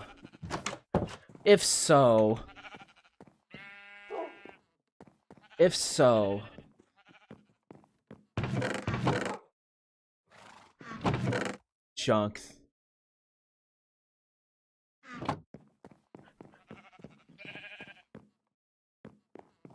You have the Salmon Max VR game? I do not. I have Budget Cuts 2. I got Accounting. I got that one medieval sword fighting game. Blade and Sorcery, I think it's called. I have Vertigo 1, 2, and Remastered. Or Vertigo actually no, I think I just have Vertigo 1 Vertigo 1 and 2. VR chat, of course. That's my favorite VR game. I got Half-Life Alyx. Probably the best VR game ever.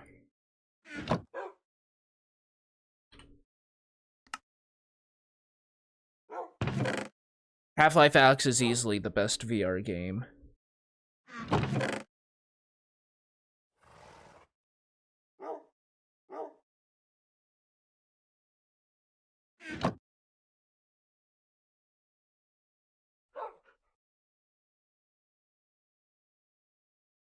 What other games? I could probably look at my Steam library like right now and just filter it to VR games. Hold on, let me check. Where's the filter settings? VR. I have Accounting Plus, After the Fall. After the Fall is like a Left 4 Dead VR game. I have Aperture Hand Lab. I have Arcane. That game isn't available anymore. I have Arizona Sunshine 1 and 2. Never touched those. Blade and Sorcery, Bone Lab, which has a series on YouTube I've done. Some people are interested in seeing me finish it, which I do. I have Boneworks, which just never fucking worked.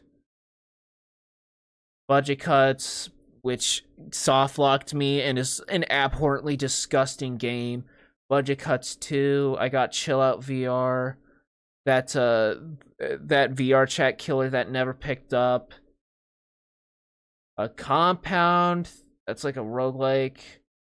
Okay, I'm not counting Escape Simulator Golf. I have Half-Life 2 VR mods. Okay, I'm not counting anything that has VR support. I'm talking explicitly VR games. Half-Life Alyx, Hell Sweeper VR, Hot Dogs, Horseshoes, Hand Grenade, Hubris, The Lab, Mask Maker, Moondust, Knuckles Tech Demo. That's not available on Steam anymore.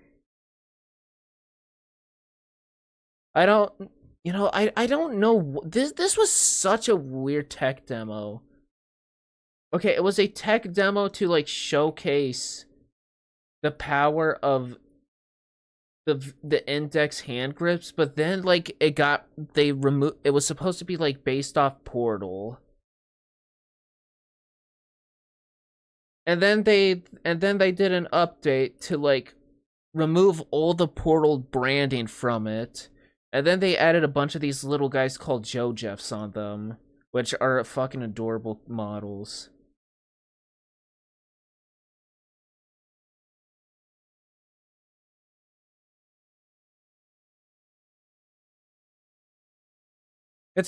You can still get that tech demo if you look it up on Google and then get the store page through there. I got Museum of Other Realities, Neos VR, Pavlov, Ragnarok, Resonite. What's Resonite? Enter a novel digital universe with infinite possibility. Is this just another VR chat game? There's like so many VR chat clones. Skyworld, apparently. What the fuck is Skyworld? I got Super Hot VR. Okay, Vertigo 2 and Vertigo Remaster. So yeah, that's every VR game I have, and I've literally never touched any of them. Barely touched any of them. VR chat killer, huh? I call them VR chat killers because, like, you know, it's like the equivalent of like Overwatch being the next TF2 killer, like that kind of phrasing. It's like it was like around the time VR chat like put easy anti-cheat into their game, and everyone unanimously fucking hated it, and they tripled down on it. And their excuse was it was to stop crash clients and stuff like that, even though it didn't, and it just ruined all these quality of life mods people had for themselves for VR chat. And so there's like a bunch of like these smaller VR chat clones being made, but the issue was VR chat was so defined. I can't fucking bone meal these. I'm gonna fucking kill myself tomorrow.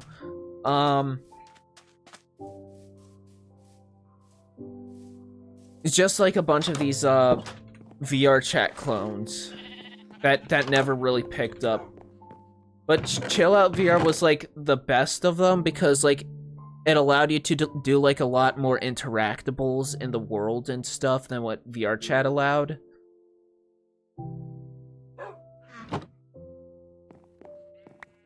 Why did this eject on its own? Are you kidding me? This literally could have despawned and I would have lost it forever. Why did it eject on its own?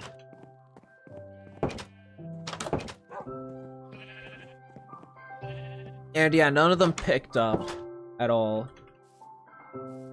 Like, I think, like, one of the standout things about Chill Out VR is that it had an explicit feature to where they were, like, chill with not safe for work content being in their game.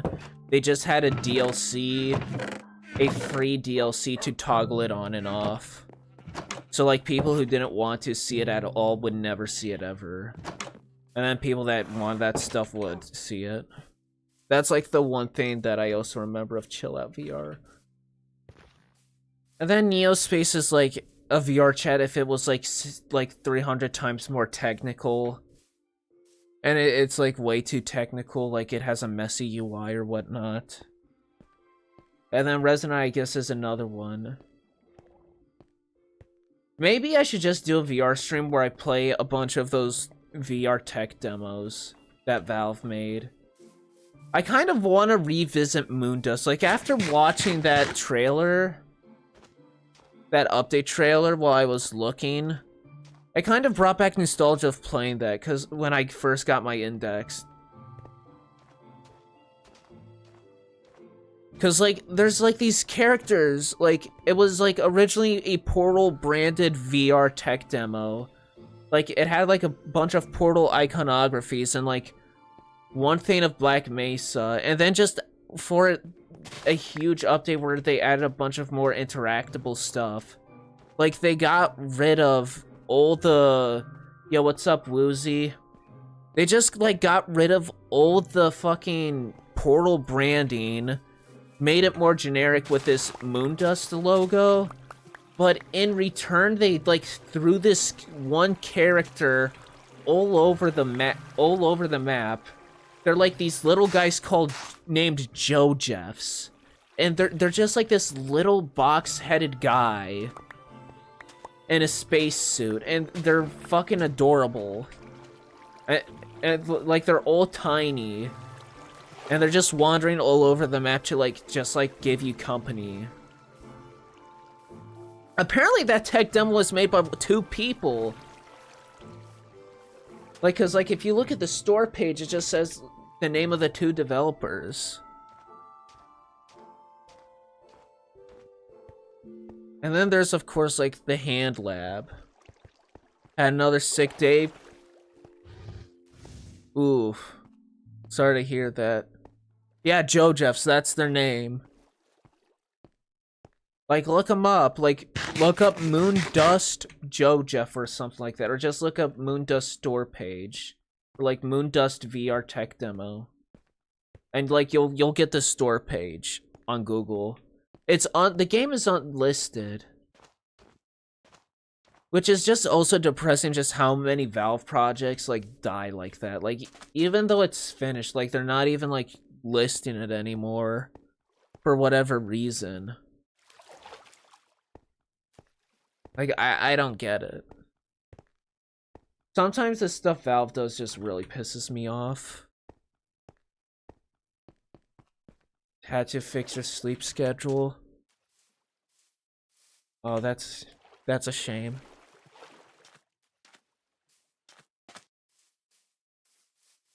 Well, I hope you, hope you can get that all sorted out. I know what it's like to get a fucked up sleep schedule, and it sucks. Which is why I use Hogger's Lifestyle.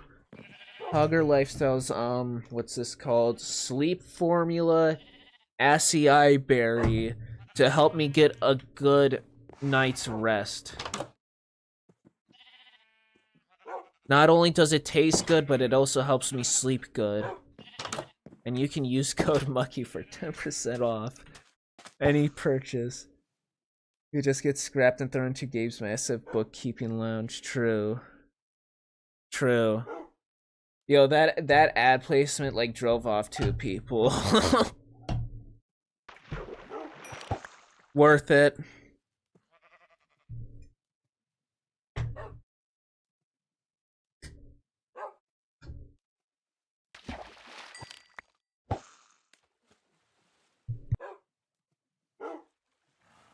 Like, have you ever heard of that one Valve game that got scrapped? Like, that was like a Minecraft... It wasn't Minecraft, but like...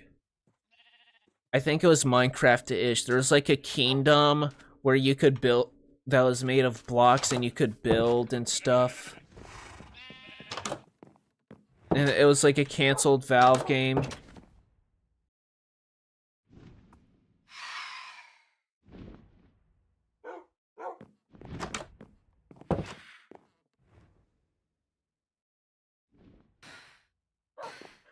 They're burning.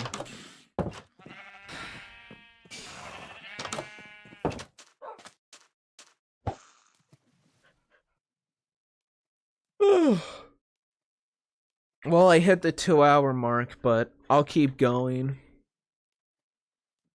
Maybe for like another 30 minutes.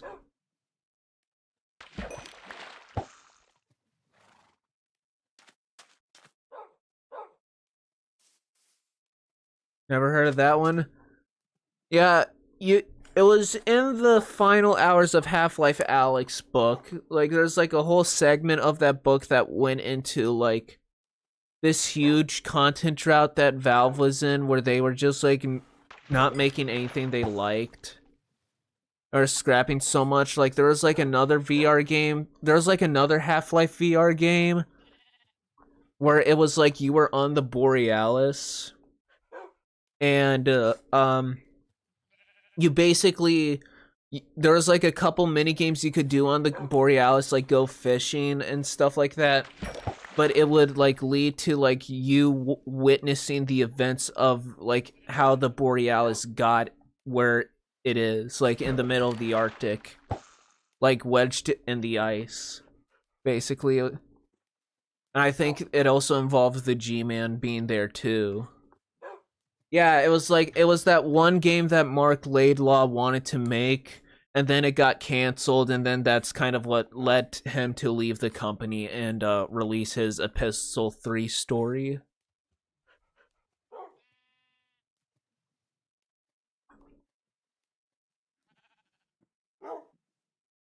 I don't blame him for leaving. If like I had like a passion project like that Get Axed, I'd probably fucking leave the company too. Like, I'm pretty sure that was supposed to be his game. Yo, this is like the most people I had viewing me at once, and I'm just fishing. Thank you all.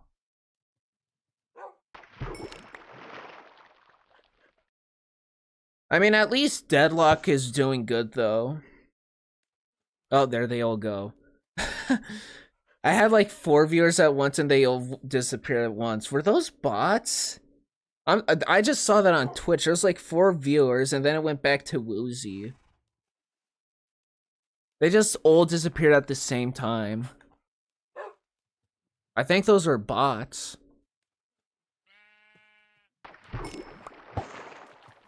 But yeah, at least Deadlock is doing good. That's been a game I enjoy, but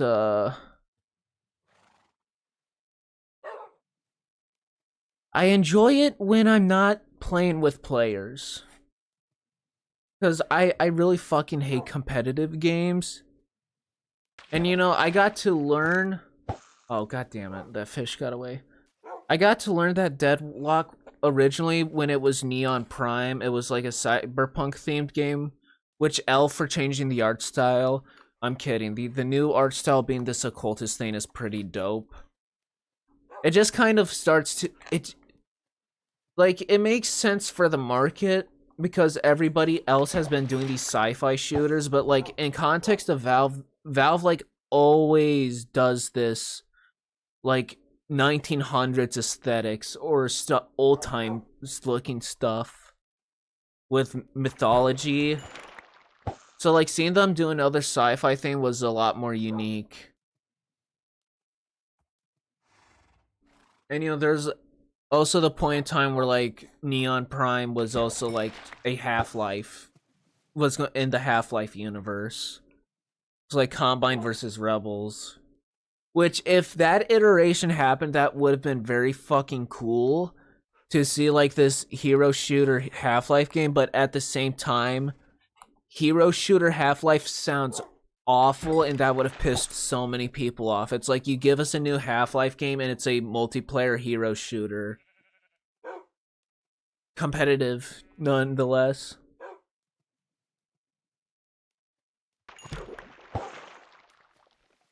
And to be fair, to be fair, I don't play modern competitive shooters at all.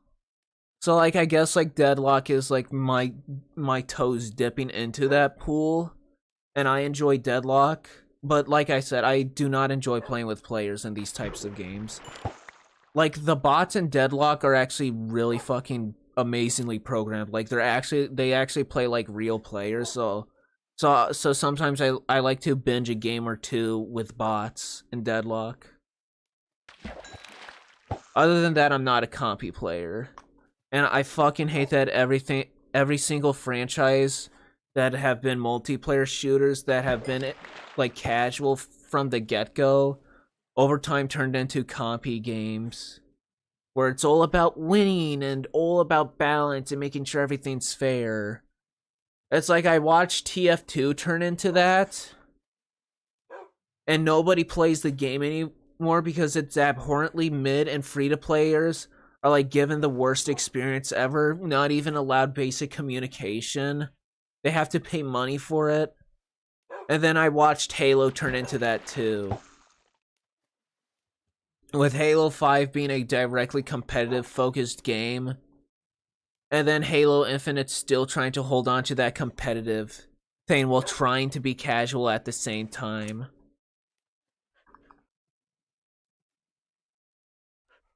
And just Halo Infinite, just like, I really enjoyed that game, but it just got so stale. Like, no new weapons. The new weapons they do add, what they added, they take like they. Oh, it's so frustrating to watch from the sidelines. So like, they've had like 4 or 5 new weapons since launch. They added the DMR, which was supposed to be a replica of the Halo 5 pistol. Okay. They added an assault rifle variant, which is a very obvious skin that was supposed to be for the store that they just repurposed into a new gun. Okay, that's cool, I guess. More variety. It's just another assault rifle, though. They have that brute double barrel shotgun that was like in the game years ago with just untextured, that finally is getting purposed into something. That's cool. Should have been there years ago, but sure. And then they have a fuel rod spanker, which again, they just took a weapon skin that was supposed to be for their microtransaction store and turned that into a weapon variant to just act as a fuel rod gun when they have a fucking fuel rod model in the fucking base game that went unused, and it was from Halo 5. They had like a ton of unused shit from Halo 5 weapons that were just all sitting in the files of the game. And then they're like, fuck it, let's make the fuel rod, but it's a spanker now. Oh god. And then with like what they have this new season where like there's a bunch of blue team skins of like John's old crew, and like they cost $40 for an armor set for fucking cosmetics that you won't be able to use when the game dies, when the next game comes out, and they're going to start to focus on that, and then they're going to kill the servers to Halo Infinite. Fuck! And then it works because you have people that are whales, that have these 6-figure jobs, that are these gambling whales. And then therethere's people that will unironically defend this shit because, oh, well, Fortnite does it. Call of Duty does it. You can pay $40 for skins in Fortnite, so why can't Halo?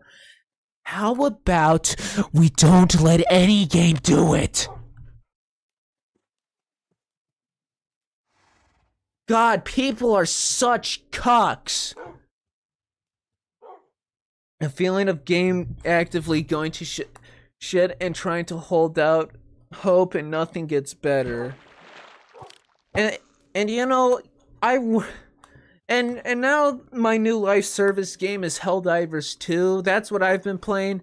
And you know, one day I'm worried that game is going to go into shitification, but so far everything has been great. So far the life service has been wonderful.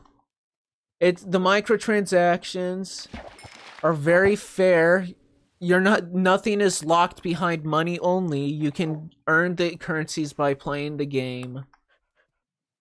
There is no pay to win because it's PvE. But also this latest war bond, like, they add like cowboy styled armor. And most of them are like space cowboys, but then there's like one set that is like just straight up cowboy. That is like very off-styled comparatively. And to be fair, the CFO, the CCO, what the chief creative officer did ask, did we go too far with this war bond? And you know, they try to deny, like, and some people are like, oh, give the Helldivers, let them wear hats on their helmets. And like, well, we don't want to do that. We want to retain the style. Like, oh, well, you made this armor wears fucking boot spurs and like straight up old cowboy stuff. And you know, that is a great reason. That is a great argument. But that to me just says, well, just don't make armor like that again. You know, like the developers actually seem to give a shit to wanting to retain the art style of Helldivers 2. Even going as far as like saying with collaborations that they would not, that it can only be retained to the Helldivers themselves because new enemies have to stay and focus to what the factions are. Like, you can't just like add like Alien from Alien versus Predator into the game and fight that. It's like, no, we're not doing that. It's Terminids, Automatons, and Illuminates. I'll never forget the COD skin for the Paul knife that makes it King Kong's new gauntlet from the last movie. You need 4 $20 skins to get it, cost more than the game. Jesus. No, modern day microtransactions in these live service games are disgusting. Probably the only sane developers in the world right now. Well, there's the indie market as well. Those people are sane too. I mean, there's also been the guys behind Repo. Those guys have been pretty fucking cool, right? Like, just making these videos being like very openly communicative. Like, even going as far as like showing off a tidbit of what Repo was originally. How often do you get to see the original vision of what a game was? Never. The only way you see that is from leaks. Like Repo, like, who would have thought that Repo originally was genuinely a single player horror game? Like, people just assumed, oh, it was supposed to be another Lethal, like, based off Lethal Company. Or like, no, not actually. It actually had a very originally different vision.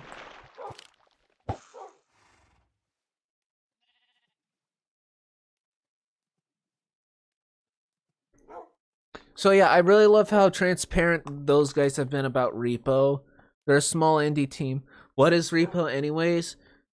It's a game where they say it actually has a lot of lore. It's just not in the they just don't have the lore in the game yet, but they want to like put it in through the world itself, where you gotta like find the pieces and put them together, kind of thing. Well, it's a Lethal Company like game where you go into you're sent into different locations by this entity known as the Taxman, that's represented as this laughing emoji guy, this grotesque laughing emoji. And you go into these areas and you find a bunch of valuable items to extract with. And like there's like a unique gameplay feature where like you want to be careful with the items because like bumping them around will make them lose value, which will make filling the quota harder.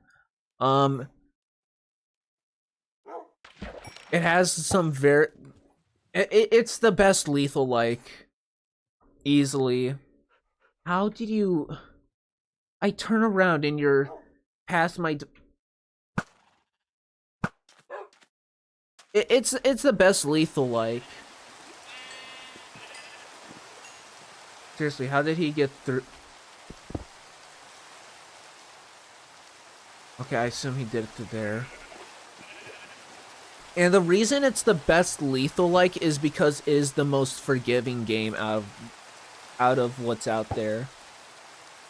Like if you're playing with friends and you die, they can revive you in the next extraction.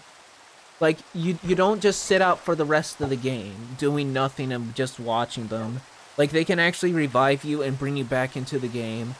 You can actually hide from the monsters. So like instead of just being chased down until you run out of stamina and die, you actually have a chance to hide. You even have a chance to still hide if they spot you. You can also reliably fight back against the monsters if you bring the right items.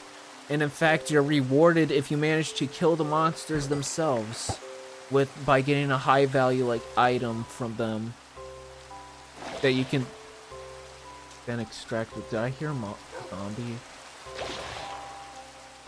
What the Am I hearing stuff? I had my headphones off this whole time.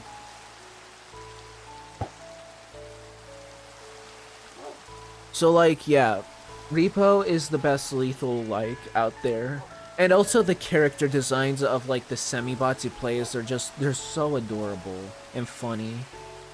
Like the way they have like that puppet mouth, the way their eyes will like look around, they'll like the way their eyes will just naturally look at who's close to them or look at who's talking. Like it gives them so much personality.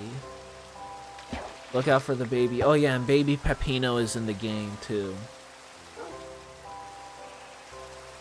And like, dude, just getting in a group with friends and then getting a group of friends with Mango and others that know about our inside joke with baby Peppino, and then all of a sudden as we're just chilling out, that the baby just barges into a room and we're all shouting at it and like picking it up together and slamming it into the floor trying to kill it. It's so funny.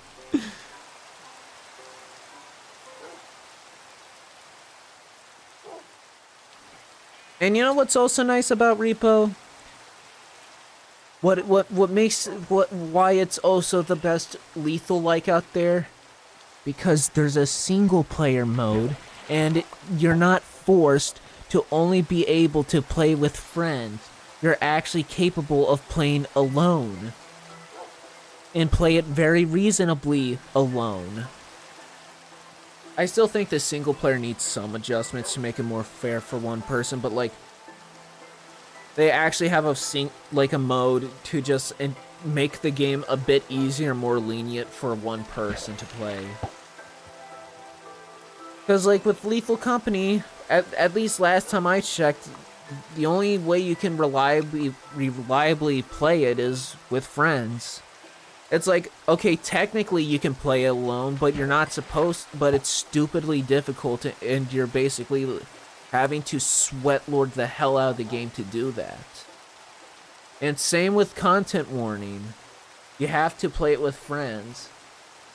And it's kind of hard to play games like these if you don't have a friend group that's collectively in agreement to invest into playing a game like that.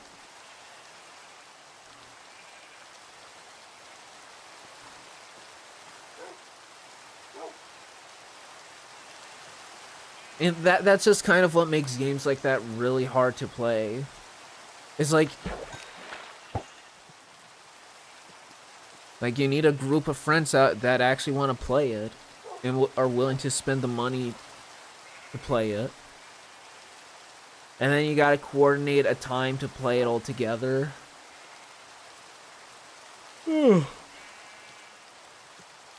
I never got to play Lethal Company much. I only got to play Lethal Company like twice with friends. But Repo, on the other hand, already had like over 6 play sessions with friends. And if I'm not playing with them, I can just play on my own if I want to. Which I do want to do. I do want to continue that solo run I've been doing on Repo.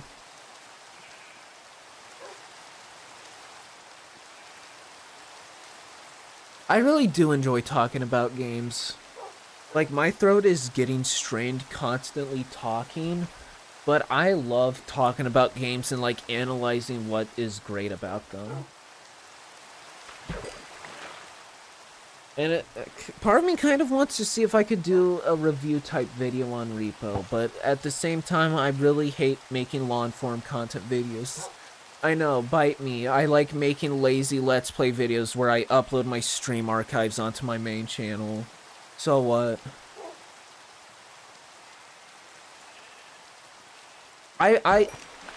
To me, those types of videos where it's just watching a person play a game has clicked with me more than essay type videos. Well, it's fun to sit down and listen to an essay once in a while. Sometimes they just become so samey. Like, there's like only one essayist I listen to now, and it's this guy called Sagan Hawks.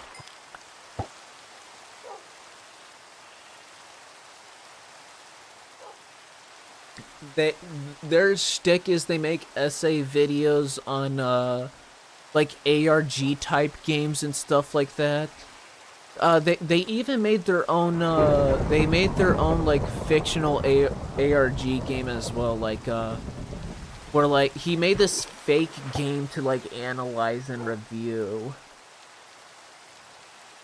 Where it was like this old 1900s dinosaur museum game. I forget what the term is called. Like, there's a term for this type of genre. It's like this fictional piece of story that you're trying to write off as being a real thing. And so, I think it's called... It's called something fiction. But, like, the gist of the video was... I'm really straining my throat now. It was like this 1980s 1990s point-and-click game where you're in this museum full of dinosaur animatronics, and something happens where the dinosaurs come to life in a Night of the Museum style thing. And like, you have to be careful with the way you navigate around the point-and-click museum, or else you might get killed by them around a corner, and there's a way to detect if they're around a corner, so you just avoid continuing forward if you see their eyes or something. And then there's like a couple of parts that make it look very unsettling. Like, there's this rusting away animatronic that you gotta unplug, and then that like kills the rest of them. But like, all of it like ties to like this but like it all ties to like this symbolism that he analyzes. And there's a part where he was talking about a dream that some other person had about the game, and then like he sees that dream wasn't a dream, it was like an actual part of the game where you have to like hack your way into this location. Like, yeah, like it had a ton of effort put into it. Like there was like he had fake threads for it all. The YouTube channel is called Sagan Hawks. He does analytical videos of like these ARG type things, and like stuff about video games. I caught on to him from him analyzing ARGs and like games that are inherently ARGs within themselves. Like, there's this one horror game that's like, it's called The Basilisk, which had like an SNES game, and then later on like a computer 3D game that never released. And it was made by the same people that I think made Spooky's Jump Scare Mansion, or something like that. Like another popular horror game. It's like this ARG where you're like, you have the dev tools of the game itself and explore it, and like you piece together what happened with the game, and like how the lead developer like went batshit insane about this basilisk. and like he like envisioned killing his co-workers, and more than likely did in that story. Very interesting stuff. I fucking love ARGs. Like just seeing like this game being something it's not supposed to be, because like in the real world, seeing a game be something it's not supposed to be is unrealistic. Because who the hell is going to go out of their way to make a game that is all fucked up, and you're not supposed to witness this way, and you gotta like go through a bunch of loopholes to like figure out, ooh, well, there's a spirit actually in this game world that's talking to you and haunting you or whatever. Like, that's never gonna happen. Or what happened? Like, ghosts aren't real. Hi, Glitch. So that's just what I love a lot about those ARG type stuff, is like like this alternate world where these games that don't exist.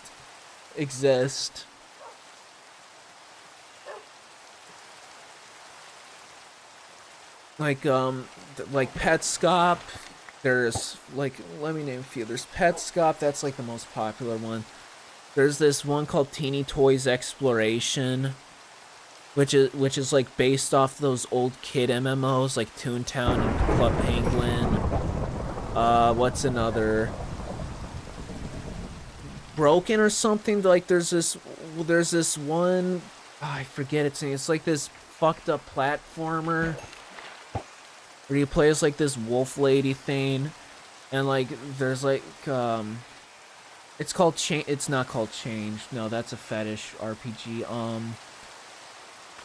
Broken. I feel like it's called something like that. It's like this sister made a game for his brother. She was like an athlete, but then she got in an accident. Her legs got all broken, and it changed her life. Mango knows Teeny Toys. Like it's like this platformer she made because she used to be a runner athlete, but then her legs got broken and she was basically stuck rotting away in the hospital and she couldn't do anything, so she made this game in her spare time. And like part of it was like kind of representing how she felt being in that hospital, I think.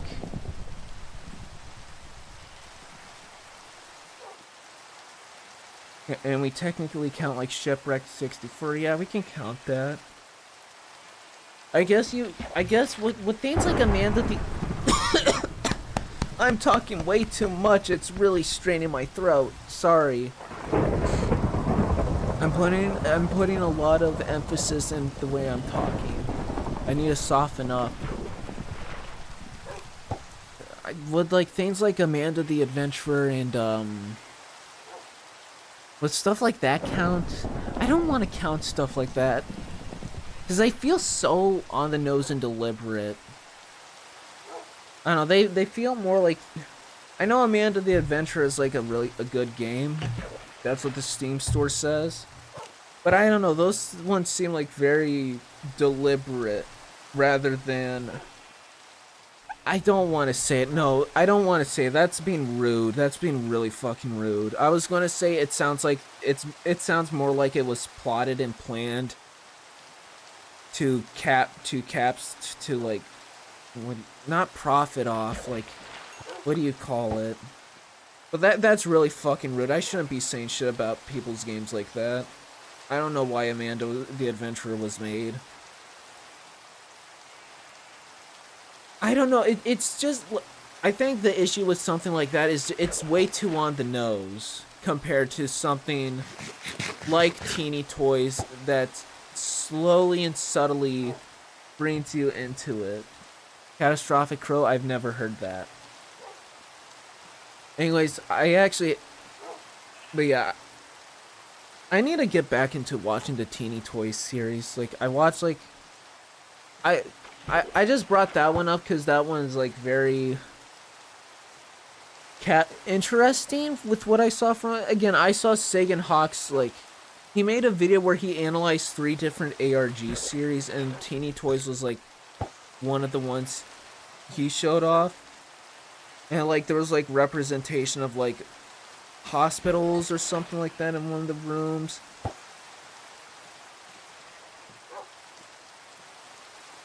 Like something like the guy can't remember.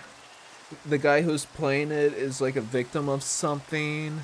He can't remember what the game was like. The game he came back to was like nothing with what it used to be. Yeah, like, see, like, yeah, that's the issue with Amanda, is like, it just tells you off the bat something's wrong.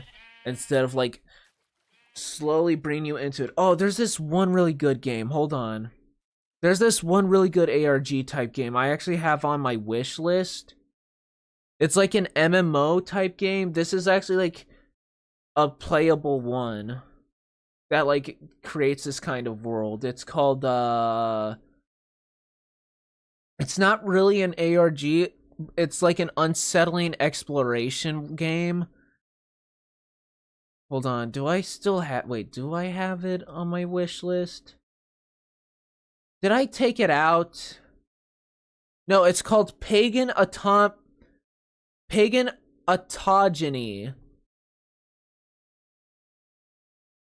So what Pagan Autogeny is, it's an MMO game that is rotting away.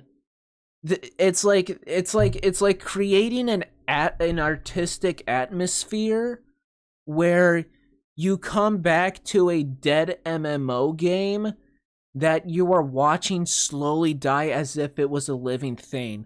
Like, you'll go to certain locations and things will look completely fine, and then you'll go into other location and things are like corrupted. So like audio is missing, sprites of enemies are missing and their errors, or like items are missing their images. Like it's like this game that creates the feeling of a dead MMO, but you're watching it like rot and decay. Like you're coming into it in the middle of it, like rotting and decaying like a living creature, like if it was a living creature. It is so interesting. Yeah, because like you'll see enemies that will have like fully fledged models, and then others will just be these corrupted scribbles of nothing. It is so interesting. Back to Minecraft. I had to tab out to read that stuff. Yeah, so like... Again, I learned of this all from Sagan Hawks, because that's his YouTube channel. Think you heard of this one? I want to play it. I would love to live stream that one. See, but then there's certain games that I want to live stream, but I only want to live stream them if I can get a larger viewer base. Because I want to share that experience with more people. You know what I mean? It's like, there's certain games I would love to play, but I want to share it with more people to play it with. Alright, well, I'm gonna... Nice chatting with you folks. Good night. Yeah, you have a good night too, Gutsy. That's kind of the one thing that bums me out about being this small, is I just don't have a lot of people to share it with. Again, I don't do this for like fame or anything like that. I just want to like chit chat and chill with people.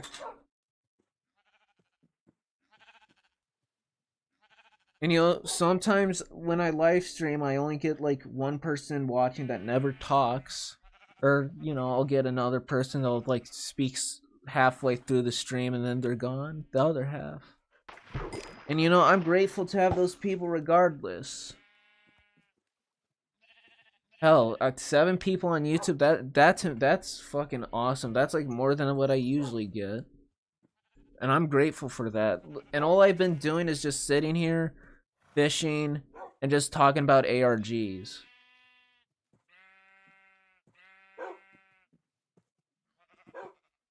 You know, I love talking to people. But I always have like an issue of like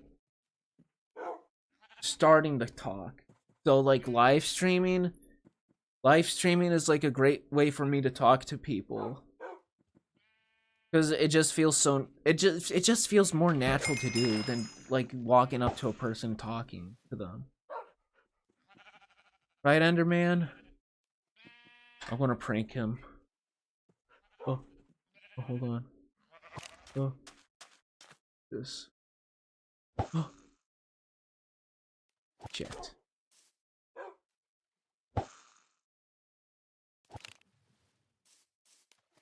Watch this. The only thing I don't like about ARGs, though, is when they rely too much on horror.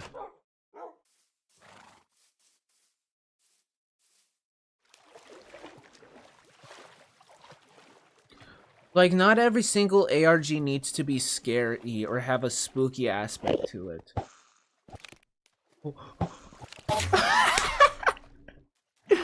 Fucking pranked! Oh, this that fucking loser! Die. I'm gonna kill you. I'm gonna kill you. What are you gonna do? What are you gonna do? Walk in the water? What are you gonna do? Ooh, you're just gonna stand there.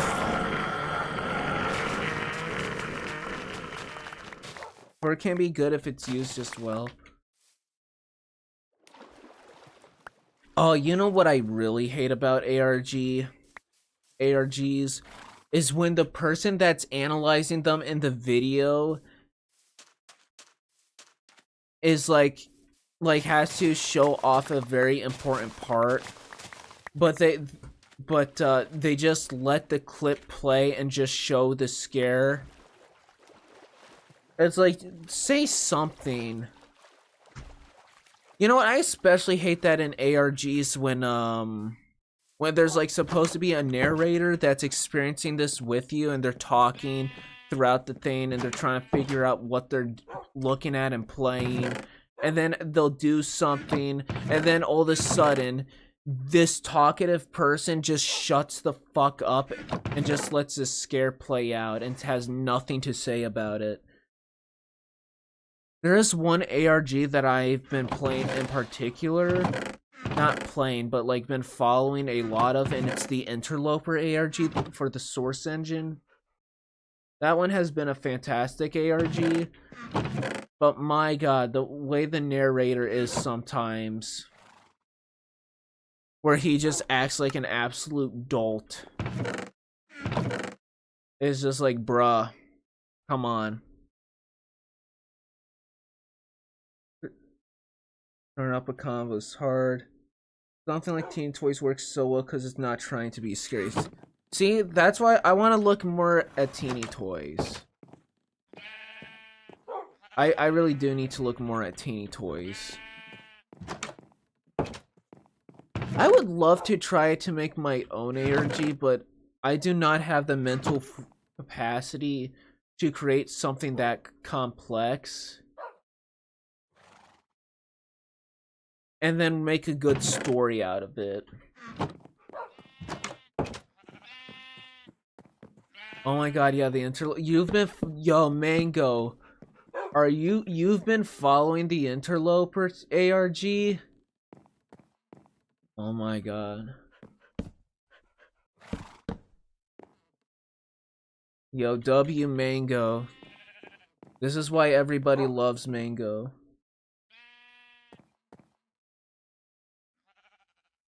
I'm all for it. Yeah, if you want to talk about it. I fucking love the Interloper ARG. There's like so many twists and turns that happened, but it all kind of ends up like tying back together to the main story. Like how it all started off as just this mysterious demo thing, and then you learned that it was like this tool to like make like even more advanced demos, but oh no, it actually has sentient AIs, and then there's this third-party company that's been making it, and it's like, how is this left over in the Valve games?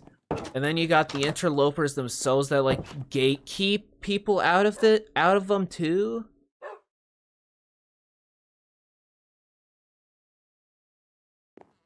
See, when Interloper does scares though, like they flow very naturally well. But again, like the narrator all of a sudden like shutting the fuck up when the scare happens though is just so unrealistic. Like you're gonna tell me you're gonna watch that and all of a sudden not say anything at all.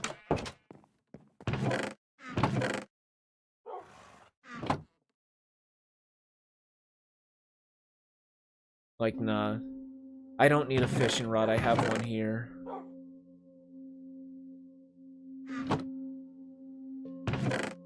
That's like my only complaint about it. But that's a complaint I have for every ARG that's like that. Look at the C2.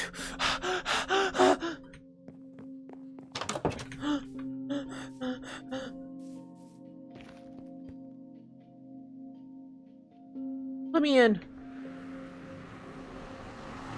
We're going quartz mining.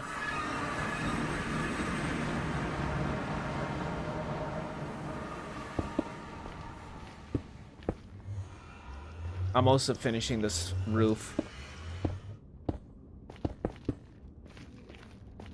I need a gold helmet. See, if I were to make an ARG of any type of game, though, I probably would use Toontown. I think you could make something really interesting with, like, the battle system of and the cogs.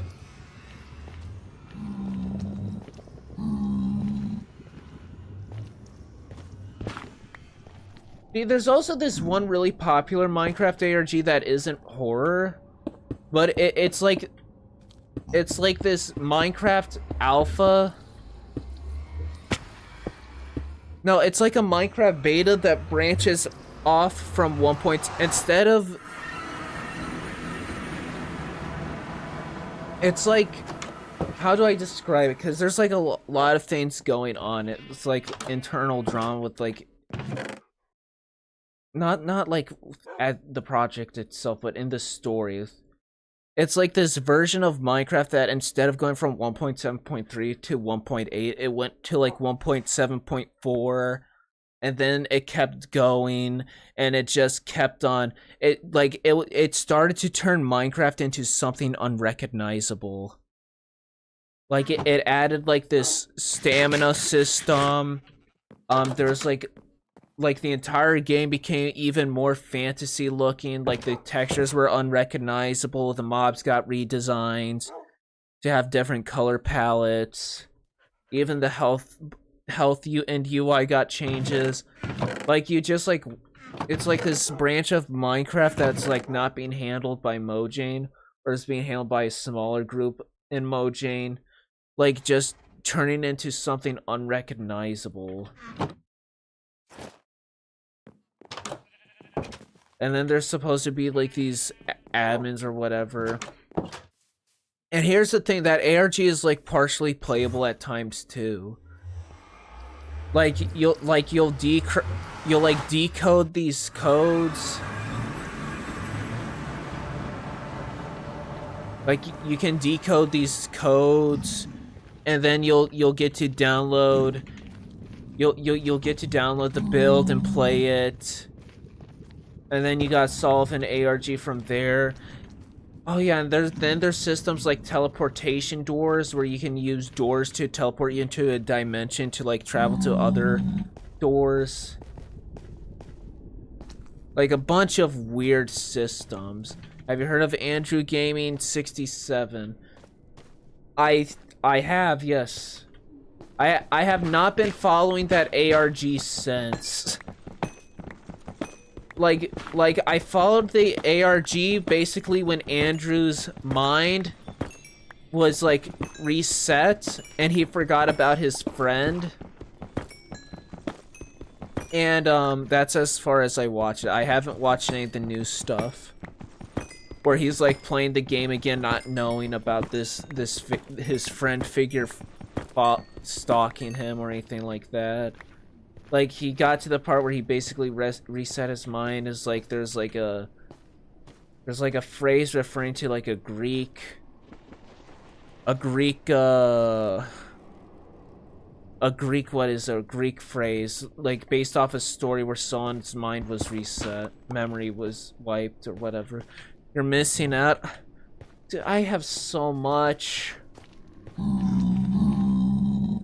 Okay, you know what, Mango? You and I, we just binge a whole day watching these ARGs, and you can like nerd out on me on everything that's going on that you've been piecing together. How about it?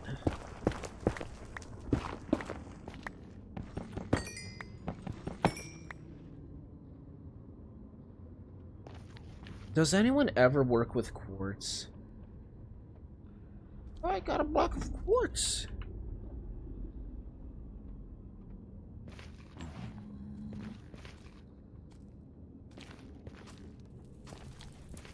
Fuck yeah. Alright, it's a date then. It's not a date. Yeah.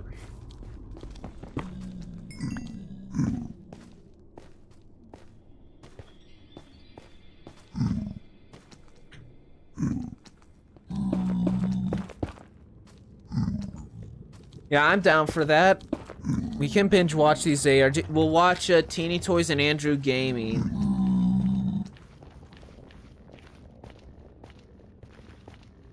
Alright, I just need to find like 20 more Thanes of Nether Quartz to be able to get to 30 levels.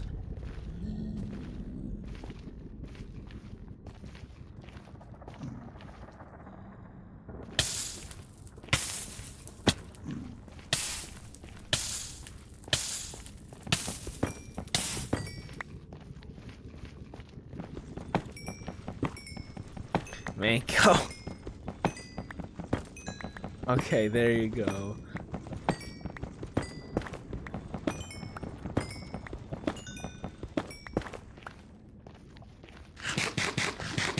I want to call it off soon, but I don't want to, because I want to get this luck of the C2 fishing rod.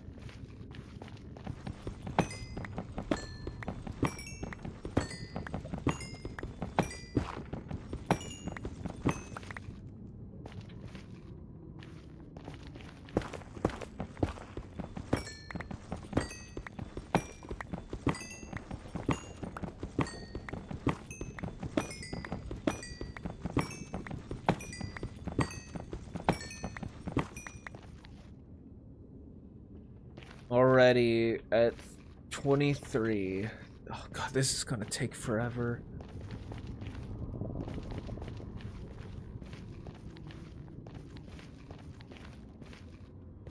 Alright. This is where I die if I'm not careful.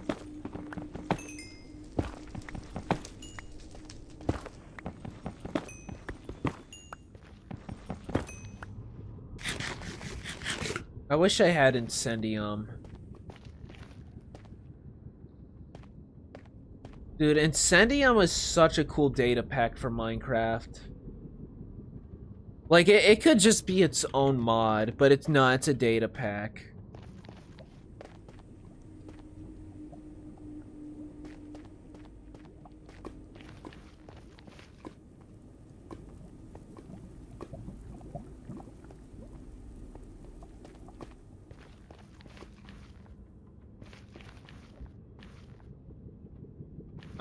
Oh god, do not drop your pickaxe.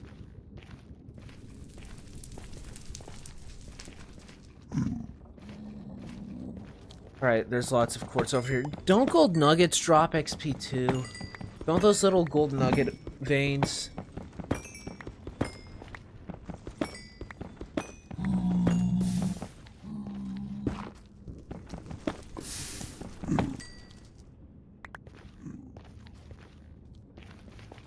Hold on, do these drop XP? If so, I'm gonna mine these too. They do. Not. Okay, they do, but it's barely anything, so... Fuck you. We're just gonna stick to the quartz.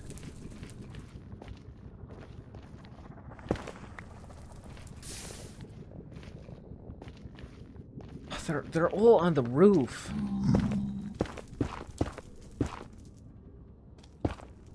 On the ceiling, not roof.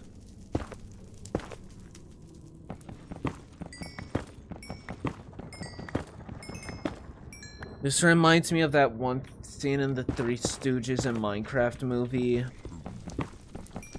where Curly was mined for nether quartz in the nether. And then Mo took the keyboard from him and, like, made him run into a vat of lava. And they both fought each other until they got sucked into the computer. And were in the Minecraft world. I did not make that landing. Nobody ever talks about that movie, and I don't know why.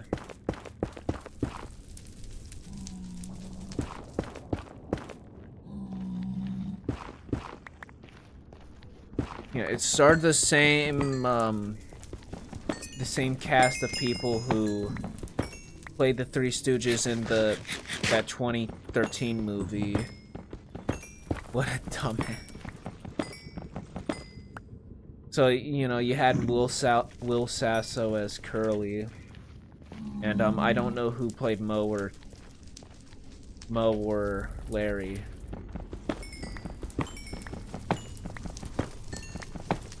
Oh, here we go. Look at this.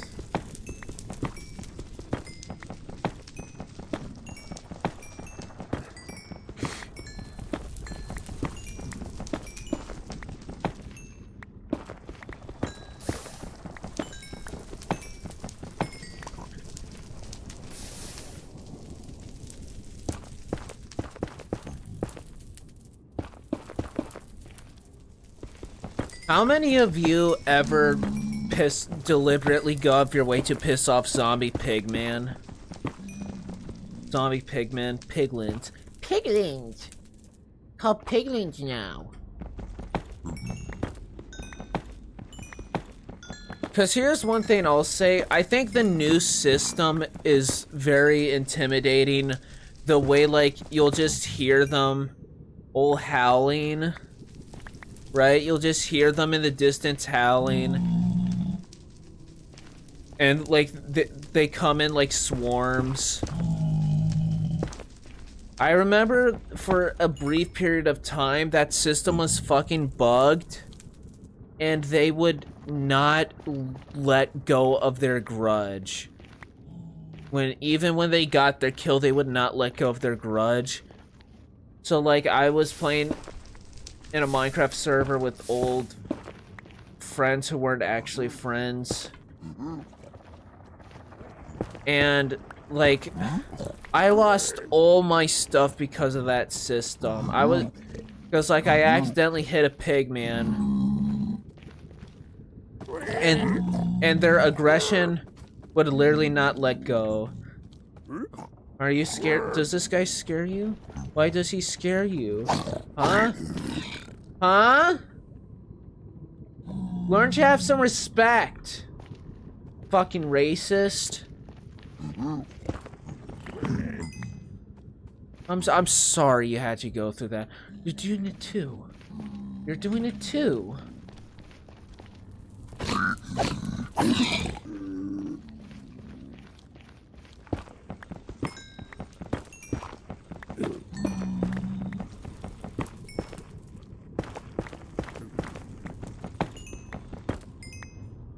I'm so close to getting that level 30. Oh god, please, someone kill me.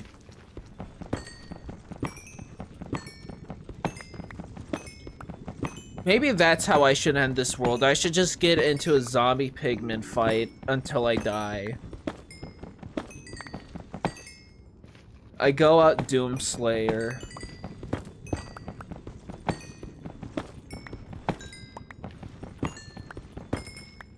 Who knows? No, actually, I want that netherrack. Honestly, give me these quartz. I might do something with quartz. Honestly, I never see many builds use quartz, though. And quartz are a pretty block. You can make columns with them. Alright.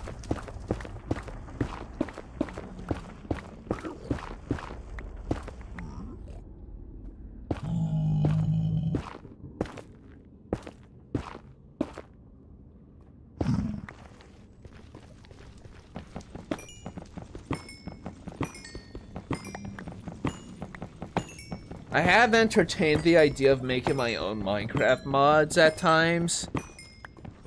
Like, alright, here's an idea. Guys, don't share with anybody, but if you plan to steal this idea, because people love to steal ideas from people who tell their idea, and then credit it all for themselves, at least have some decency to say where you got it from and clip where you got it from. I had an idea for a mob. I wanted it to be like like those Minecraft horror type of mods, but it's not really horror. It's just like the kind of, it's a fear of something else, not really a fear of like a monster being like, "Oh, I'm gonna kill you and chase you." Ooh. Like it was an idea of a mob that, like, when pissed off or triggered, it would like create a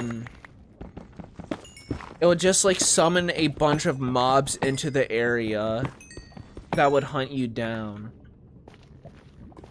Like, I had an idea that it would have like a bell for a head. Like it was like it had a bell head. It was the same size as a player. Or maybe a little bit taller, but not as tall as an Enderman. And like when it rang its bell, like a bunch of mobs would like rise from the ground, whether they're mostly zombies.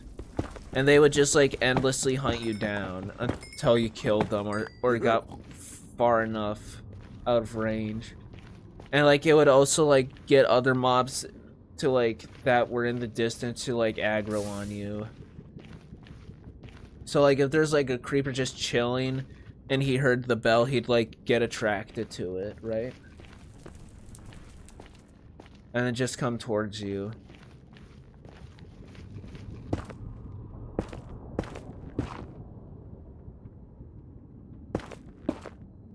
So maybe in a way it's kind of like a light warden. A very light warden for the night.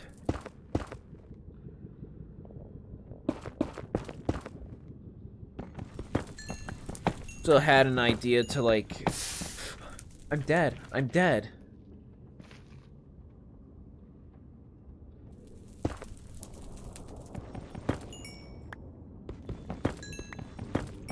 Please, I'm so close.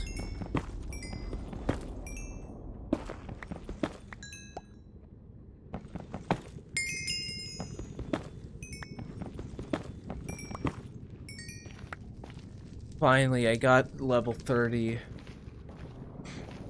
I want that luck of the sea too.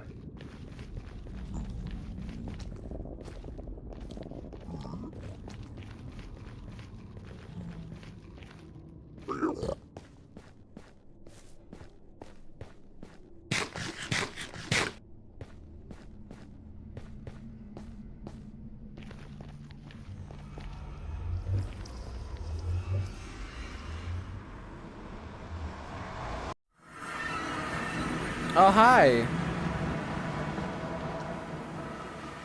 Is Queso still doing the hardcore checklist? Last I checked, he didn't die. I just haven't seen it on his channel. All of you watch Queso, right? I swear, if none of you watch Queso, I know most of you haven't been talking this stream, but I swear, if none of you watch Queso, bro. Bro. Come on.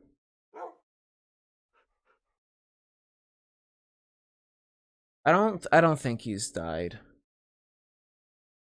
Sometimes. Yo, he's so funny. I don't have the time to watch all his stuff though. He streams way too much. And here's the thing, I have like I'm still a Vine Sauce viewer.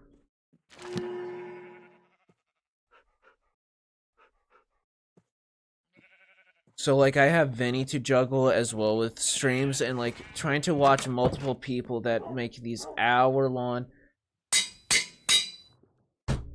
Look at that. Look at that. Look at the C3. Alright. I gotta fish for a little bit. Come on. Come on, you know I gotta see it. I've been streaming for 3 hours, so I really need to get to bed. I want to see this though. This is like how you get like the OP weapons.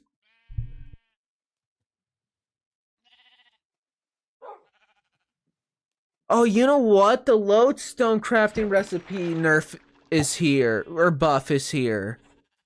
I can make lodestones now with very reasonable materials. It's more of having them to the side. That's what I try to do. Like, if what they're playing doesn't interest me enough to watch, I will put it to the side to just listen and occasionally glance. But if they're playing something that I really am interested in, then it's like I have to put all my eyes on them and see what's up.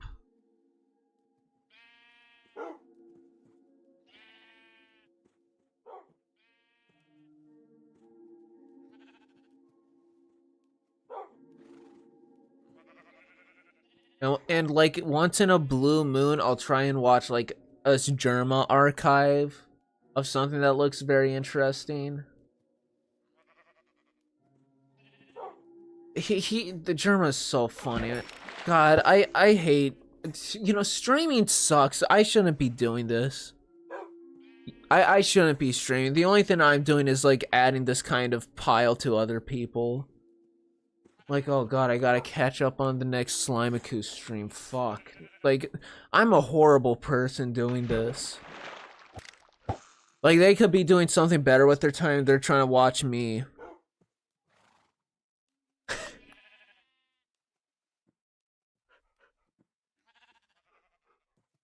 It's like that with Bill Jensen too.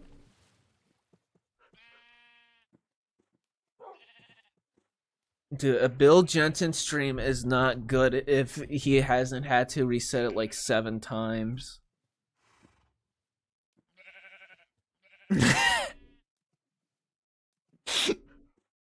Oh god, you got me thinking about Bill Jensen now. Yo. Oh god, this might just make some people run away just saying this. Like, Mango, remember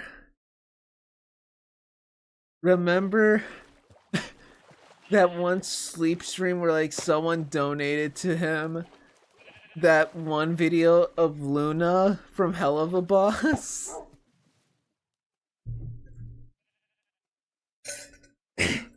The one video that's called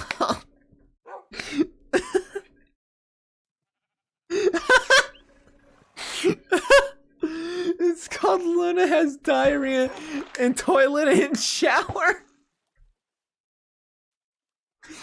Who makes it's so gross. And someone donated that to him like 4 times in that stream. I got no done saying.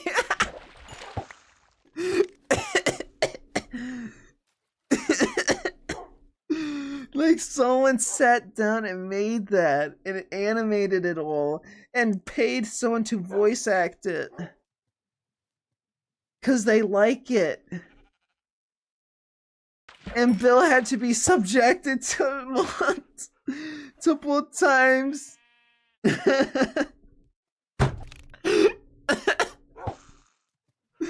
Dude, I fucking love it when people send those shock videos. Oh, you know what? I still need to donate to him like that one video that where someone edited SpongeBob like you know which one I'm talking about. Oh, God, yo, chat. Dude, if none of you have seen Bill Jensen, you got to. He is so funny. I just want to give a warning though. There is like people. Yo, welcome back, Lizzie. Oh man, you missed out on so much talking. We were talking about ARGs. We were talking about streaming. We're talking about Bill Jensen now. Yo. If none of you have watched Bill Jensen, you got to. He's so fucking funny, and the reason he's funny is because of what he reacts to. I just do want to give a warning though. People will donate to him and do offensive stuff to get a reaction out of him, like slurs and stuff like that, and very rare occasions shock videos. So it is kind of a risk to watch that kind of stuff, but like the thrill though, the thrill of hearing him scream in panic is so funny because like he's like Bill Jensen, like it's like he puts up this character. I really wish it wasn't a character, because if it was real it'd be even funnier.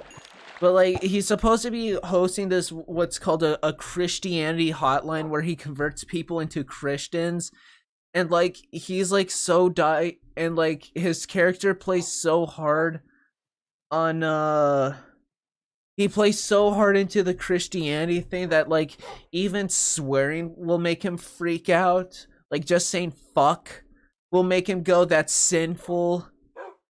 He's that strict of a Christian. You know the character he's pretending to be. Which is why people like sent him a lot of edgy stuff, is to get a reaction out of the Christian that hates swearing, that doesn't like it when you're sinful, or likes you having sex before marriage and stuff like that. Like, if I'm Christian too, by the way, I should note that. Like he plays a very stereotypical, like extreme Christian type character. But at the same time, though, that really did put him in a lot of hot water, because like there's some scumbags that like have doxed him before and swatted him, which is very fucked up. Though I think that's all clear now. No.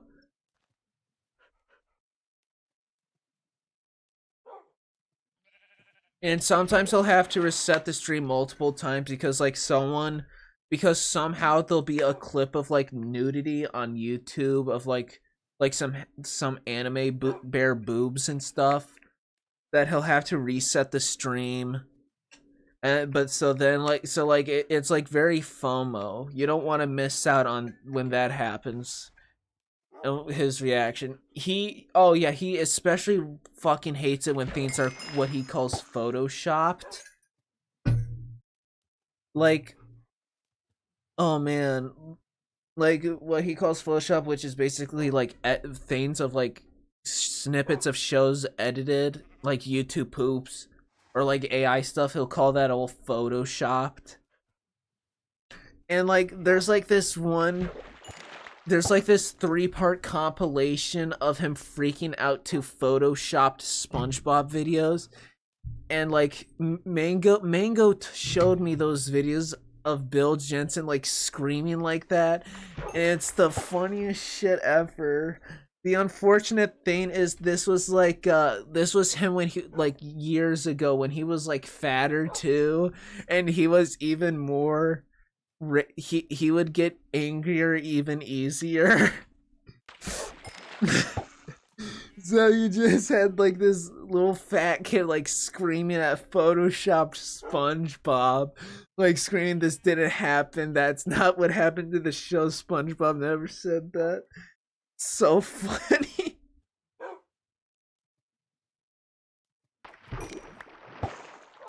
Man.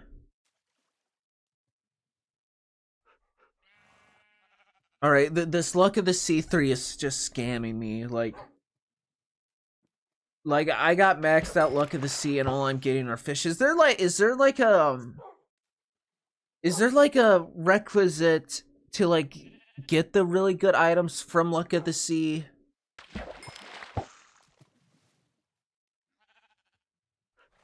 Luck of the sea is what gives you the items, right? It's what gives you the better loot. Like, does it need to be like an actual ocean water? Like, I need to bring it in here where it's like gonna be deep.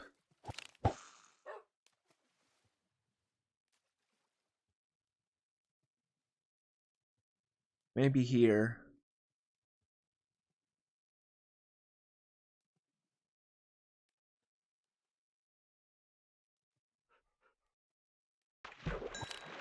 No, same thing.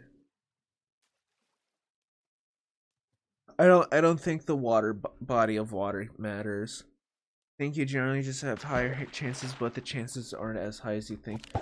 Here's the thing, like, I watched Queso do it in his hardcore checklist, and like he got like this overpowered bow like multiple times, like in less than a few tries.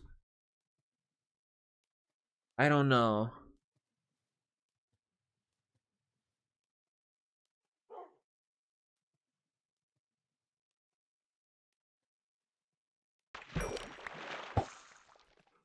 I don't know though, but I might stream tomorrow. I think I'm gonna get back into Steam World Heist 2.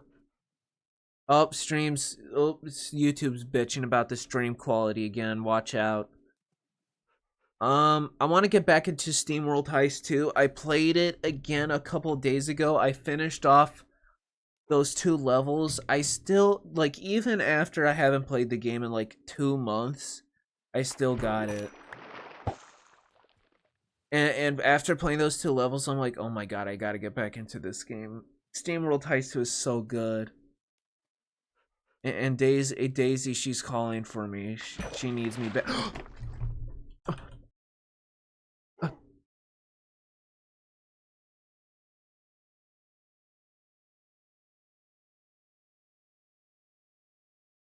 Okay. Nice catch. A fucking Curse of Vanishing Fishing Rod. Thank you. Stream is dying. Yeah. I'm gonna get off anyway soon. It's midnight. I got work tomorrow. Oh man, you know what? Before I get off to work, I need to tell this story again. I told it earlier in the stream, but there's like only one person. And now that I have like 9 people watching right now, I want to tell this story about today at work. This is me, real me. No, this is real me, not Michaela.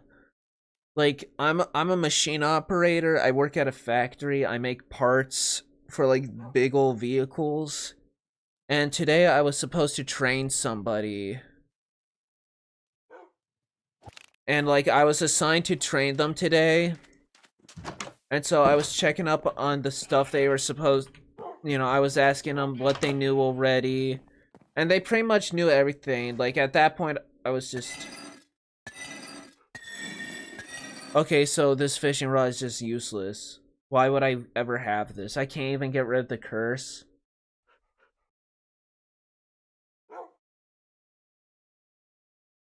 Why? Okay, why would I ever do that? I don't get it. So I was supposed to train him. He knew the gist of everything. He made good parts. But so I wanted to teach him the personal stuff I knew that helped me a lot to get in good terms with like my managers and supervisors. And kind of also health stuff is like I'm a germ freak. I will say I am a germ freak.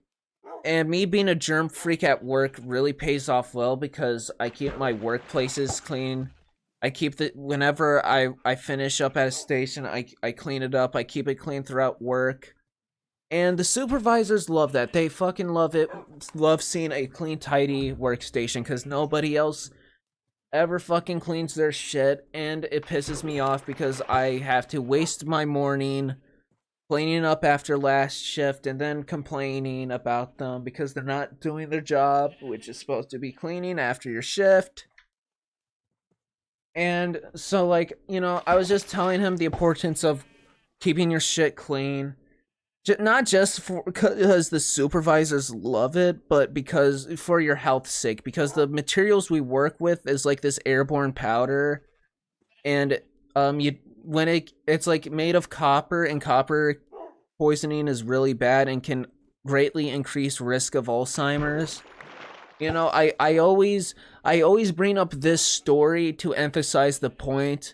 Like if any of you have seen the Wizard of Oz 1960s movie film, if you ever wondered what the Wicked Witch of the West, the lady, what they used to make her green, they used this green paint that had copper in it. And the copper paint would like stain her skin green, and later on in life she got Alzheimer's, and it was discovered that copper poisoning greatly increased risk of Alzheimer's. So, you know, I love to use that as like an emphasis of keep this shit off of you. I love to use that as an emphasis. Because, you know, my grandfather got Alzheimer's, and it was very traumatic to watch him go through that. You know, so like, you know, it's in the family. And, you know, I do fear that I might get that one day late in life. And I'd rather be put down than have to go through that. But anyways, so, you know, he was listening, and, you know, he was digging it all, like, okay, yeah, this is important. You know, I was giving him tips, you know, how to make it more comfortable to work. But there was one thing that he kept on doing whenever he made a scrap part. So at our workstations, we have this big metal bucket that we throw all our scrap parts in, and then we dump it into this one box that then gets collected, and then it like condenses the part into this powder or something, like a recyclable, or just like easier disposal. I actually don't think it's recyclable, but like it just like throws it out somewhere and condenses them into like a landfill or something. I don't think it's a landfill, but but what he was doing was he was chucking the parts into the bucket from a distance, and then like the part would break at like the tips of the bucket and like shatter the part everywhere, and then it'd get on the floor or behind the press where it was like an oiled zone where everything was like really fucking dirty. And, you know, he just kept doing it. So at some point I tried to tell him, please stop doing that. And I was just trying to tell him the easiest way to get rid of the part, which was just to break it on the board, and then just break it up into multiple pieces, take it with one hand, and just drop it into the bucket. And for some reason, he took great offense to that. He got into an argument with me about it. Like, I guess he assumed I was treating him like he was stupid or something. Or he didn't care enough, because he was also being very rushy on wanting to make parts, too. Which, like, because I guess we have an hourly quota we need to fill out, which, by the way, I never get that quota done at work, and none of the supervisors have ever complained. So, like, he was trying to downplay it, like, I don't need to know how to put this into there when it's as easy as just throwing it there or something.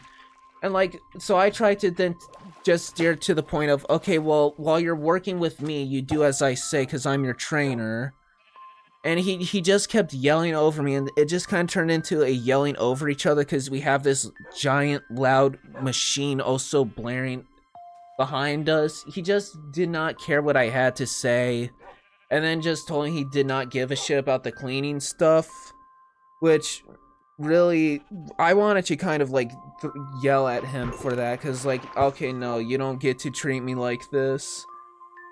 All of this because I like asked him kindly, stop throwing the parts into the bucket, just drop it in there. And so like I reported this to the supervisor after I took my break, because my break was coming up soon. And like they were in agreement that I did the right, that like what I was asking for was reasonable, because of course it was. And then they told me that I'm not his first complaint. He's had multiple complaints from other trainers before. And so for the rest of the day they took him off me, and then I worked on my own. And then like when the supervisor came up to me later to like check the board to see if I was filling the stuff out, and like to give me my paper to report what my raise is. And then he talks with me, oh, I heard this happen, like, yeah, and then I explained to him, it's like, yeah, he's probably not making it. He didn't say it like that, but, like, he said something that he's in the bubble. I never heard that phrase before, but it was basically insinuating that, yeah, he's probably not getting hired. Because we have, like, this two-step process where, like, you work as, like, this, you have a job where you get paid less than the real job as a something program. And then you work there for 3 months, and then they evaluate whether you're hired or not, and then you get like the full real pay.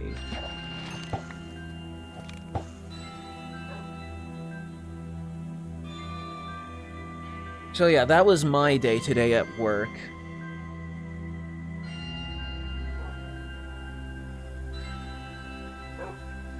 And I mean, yeah, that's all I got to say.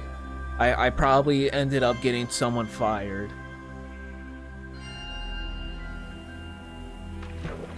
Which I am not regretful of, because let me tell you, I wasn't going to put up with that shit. Like, I was trying to be as nice as I could. I was getting really pissed off at the end because he was just not listening to anything I had to say and was like treating a nothing issue as if it was a problem. It's like, I'm not going to take that back talk. Like, you don't know, like, you don't fucking know better than me. I've been working there for like 5 years and you just started. Sounded like a pretty eventful day. It was. And I promise you, for everything that I love, that is how it went out. I'm not trying to paint myself better than how it went.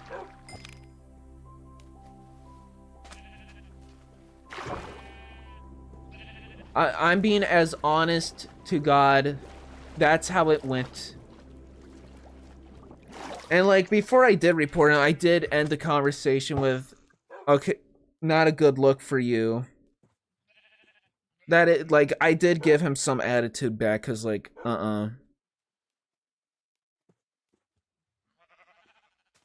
Your feeling is understandable, thank you.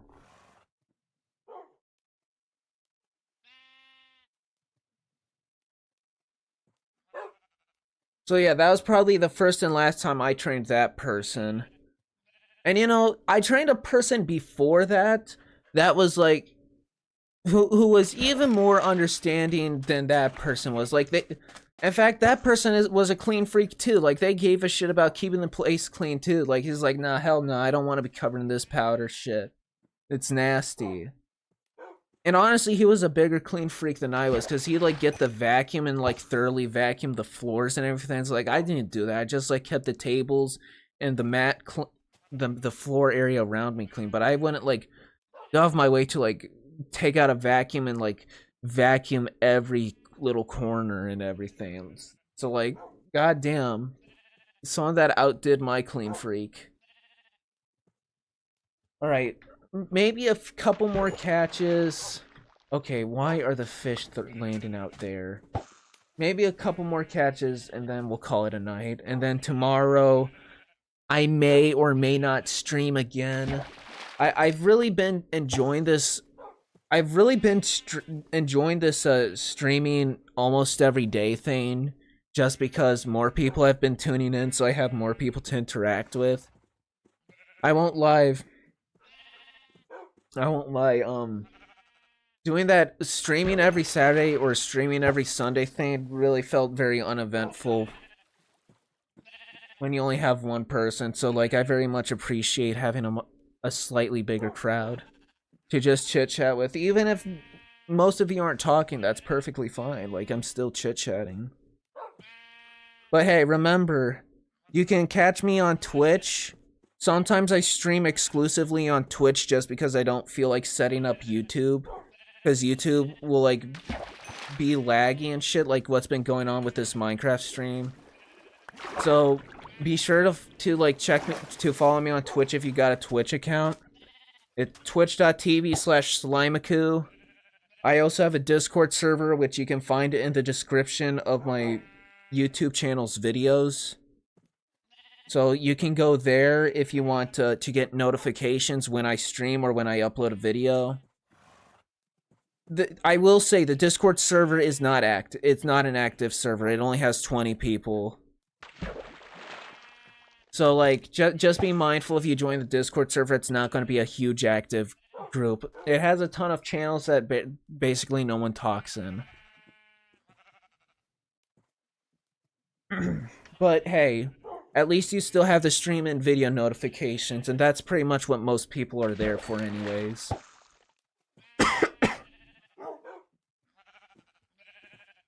I appreciate it, Mango. Tomorrow I'm probably going, if I do stream, because I don't promise, I don't guarantee anything. I don't promise anything. If I do stream tomorrow, it's going to be SteamWorld Heist 2. I'm going to get back into the game, because I really do miss playing it. It is such a fun game.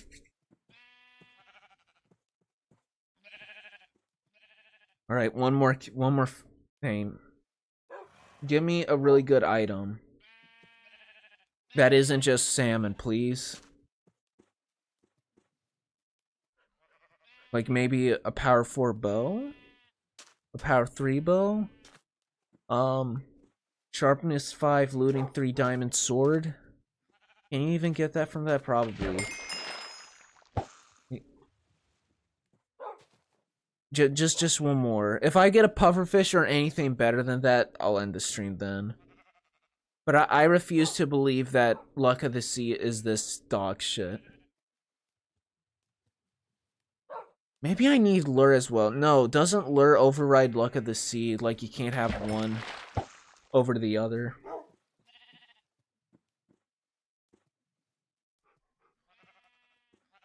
And here's the thing too, like, I'm at 41 followers on Twitch right now. I just need 9 more to get that 50 followers, and I'll be like I'll be like even closer to being an affiliate. At that point, I would just need to reach like the average, like an average 3 viewers a stream thing. Which is, goddamn, it's like, holy shit, like the Twitch streaming requirements to be a quote-unquote affiliate is like so strict for something like this. You think with such low numbers it'd be easy, but it's not. Oh, just stream every day, get an average of 3 viewers a stream, get 50 followers. It's like, goddamn it, it is strict. And that's just so you can get donations and subscriptions onto your channel. That is... See, here's the thing, though. I have noticed that whenever the 3 viewer average was such a bitchy, that's what I'm responding to. See, the thing I noticed is that I get an average of like 3 to 4 viewers whenever I stream VR games. I do notice that people tend to like tune in a lot to VR games. Not even VR chat where they're like looking at Michaela's big boobs. Just like any VR game in general. I notice that. So maybe I'll stream more VR games just to try and get that. And honestly, I could, because I have a lot of VR games I haven't touched. It'd be a new experience for all of us. But see, I have like all this stuff going on that I've started that I want to finish too. Like, I need to finish Black Mesa. I need to finish Anton Blast. I need to finish SteamWorld Heist 2. I gotta finish this hardcore series. At the very least, kill the Ender Dragon, and then I can pick it up another time. Like, I hate leaving things unfinished because it feels like I'm letting someone down by not finishing it. Because I remember, like, the feeling of, like, when Markiplier would play a series, and he wouldn't finish it, and I just felt bummed out because, like, I really wanted to see the end of it. Like when he played Hoonie Pop 2 and he didn't finish it, like Hoonie Pop, him playing Hoonie Pop was the reason I have a YouTube channel anyways. Because, like, I remember watching all those videos, And then later on, I went to like binge watch them again.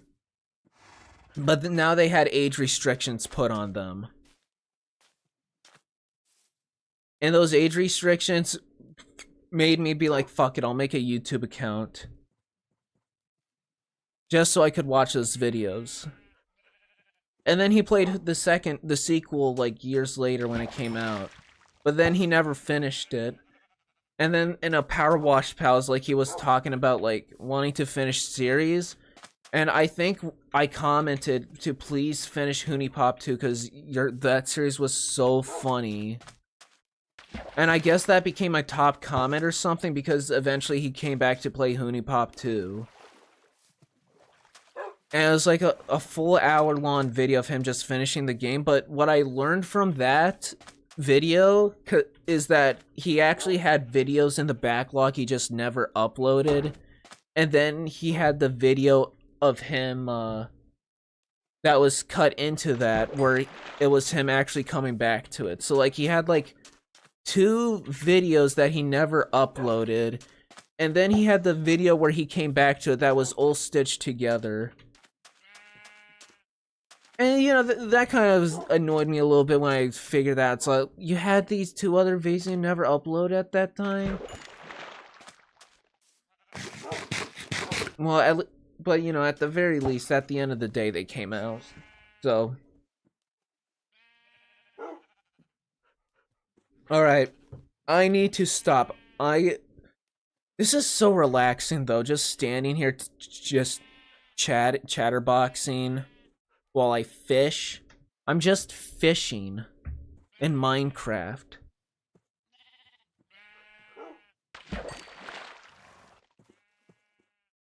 I need to play more games that just have this kind of therapeutic thing where you just do something mundane and chat with you guys. This is probably my favorite genre. Like watching Markiplier play Power Wash Sim and he just talks about his stuff. It's just really nice. But okay, I seriously need to like stop playing. Like I've been 3 hours 30 minutes. This is probably 3 hours 33 minutes. This is probably the longest stream now. And it's 12:49. And I need to get to bed. Maybe the secret to streaming is to do it late at night, though, for more people. It's been a nice stream. Thank you. Thank you all for tuning in. Love you all. W stream. Great viewers. I'm so grateful for all of you to come in. You all have a good night, and I'll see you possibly tomorrow. Tomorrow we're going to play SteamWorld Heist 2, so keep that in mind. Be around 6, 7 p.m. EST. I don't usually schedule when I'll do these. It varies, so y'all have a good night.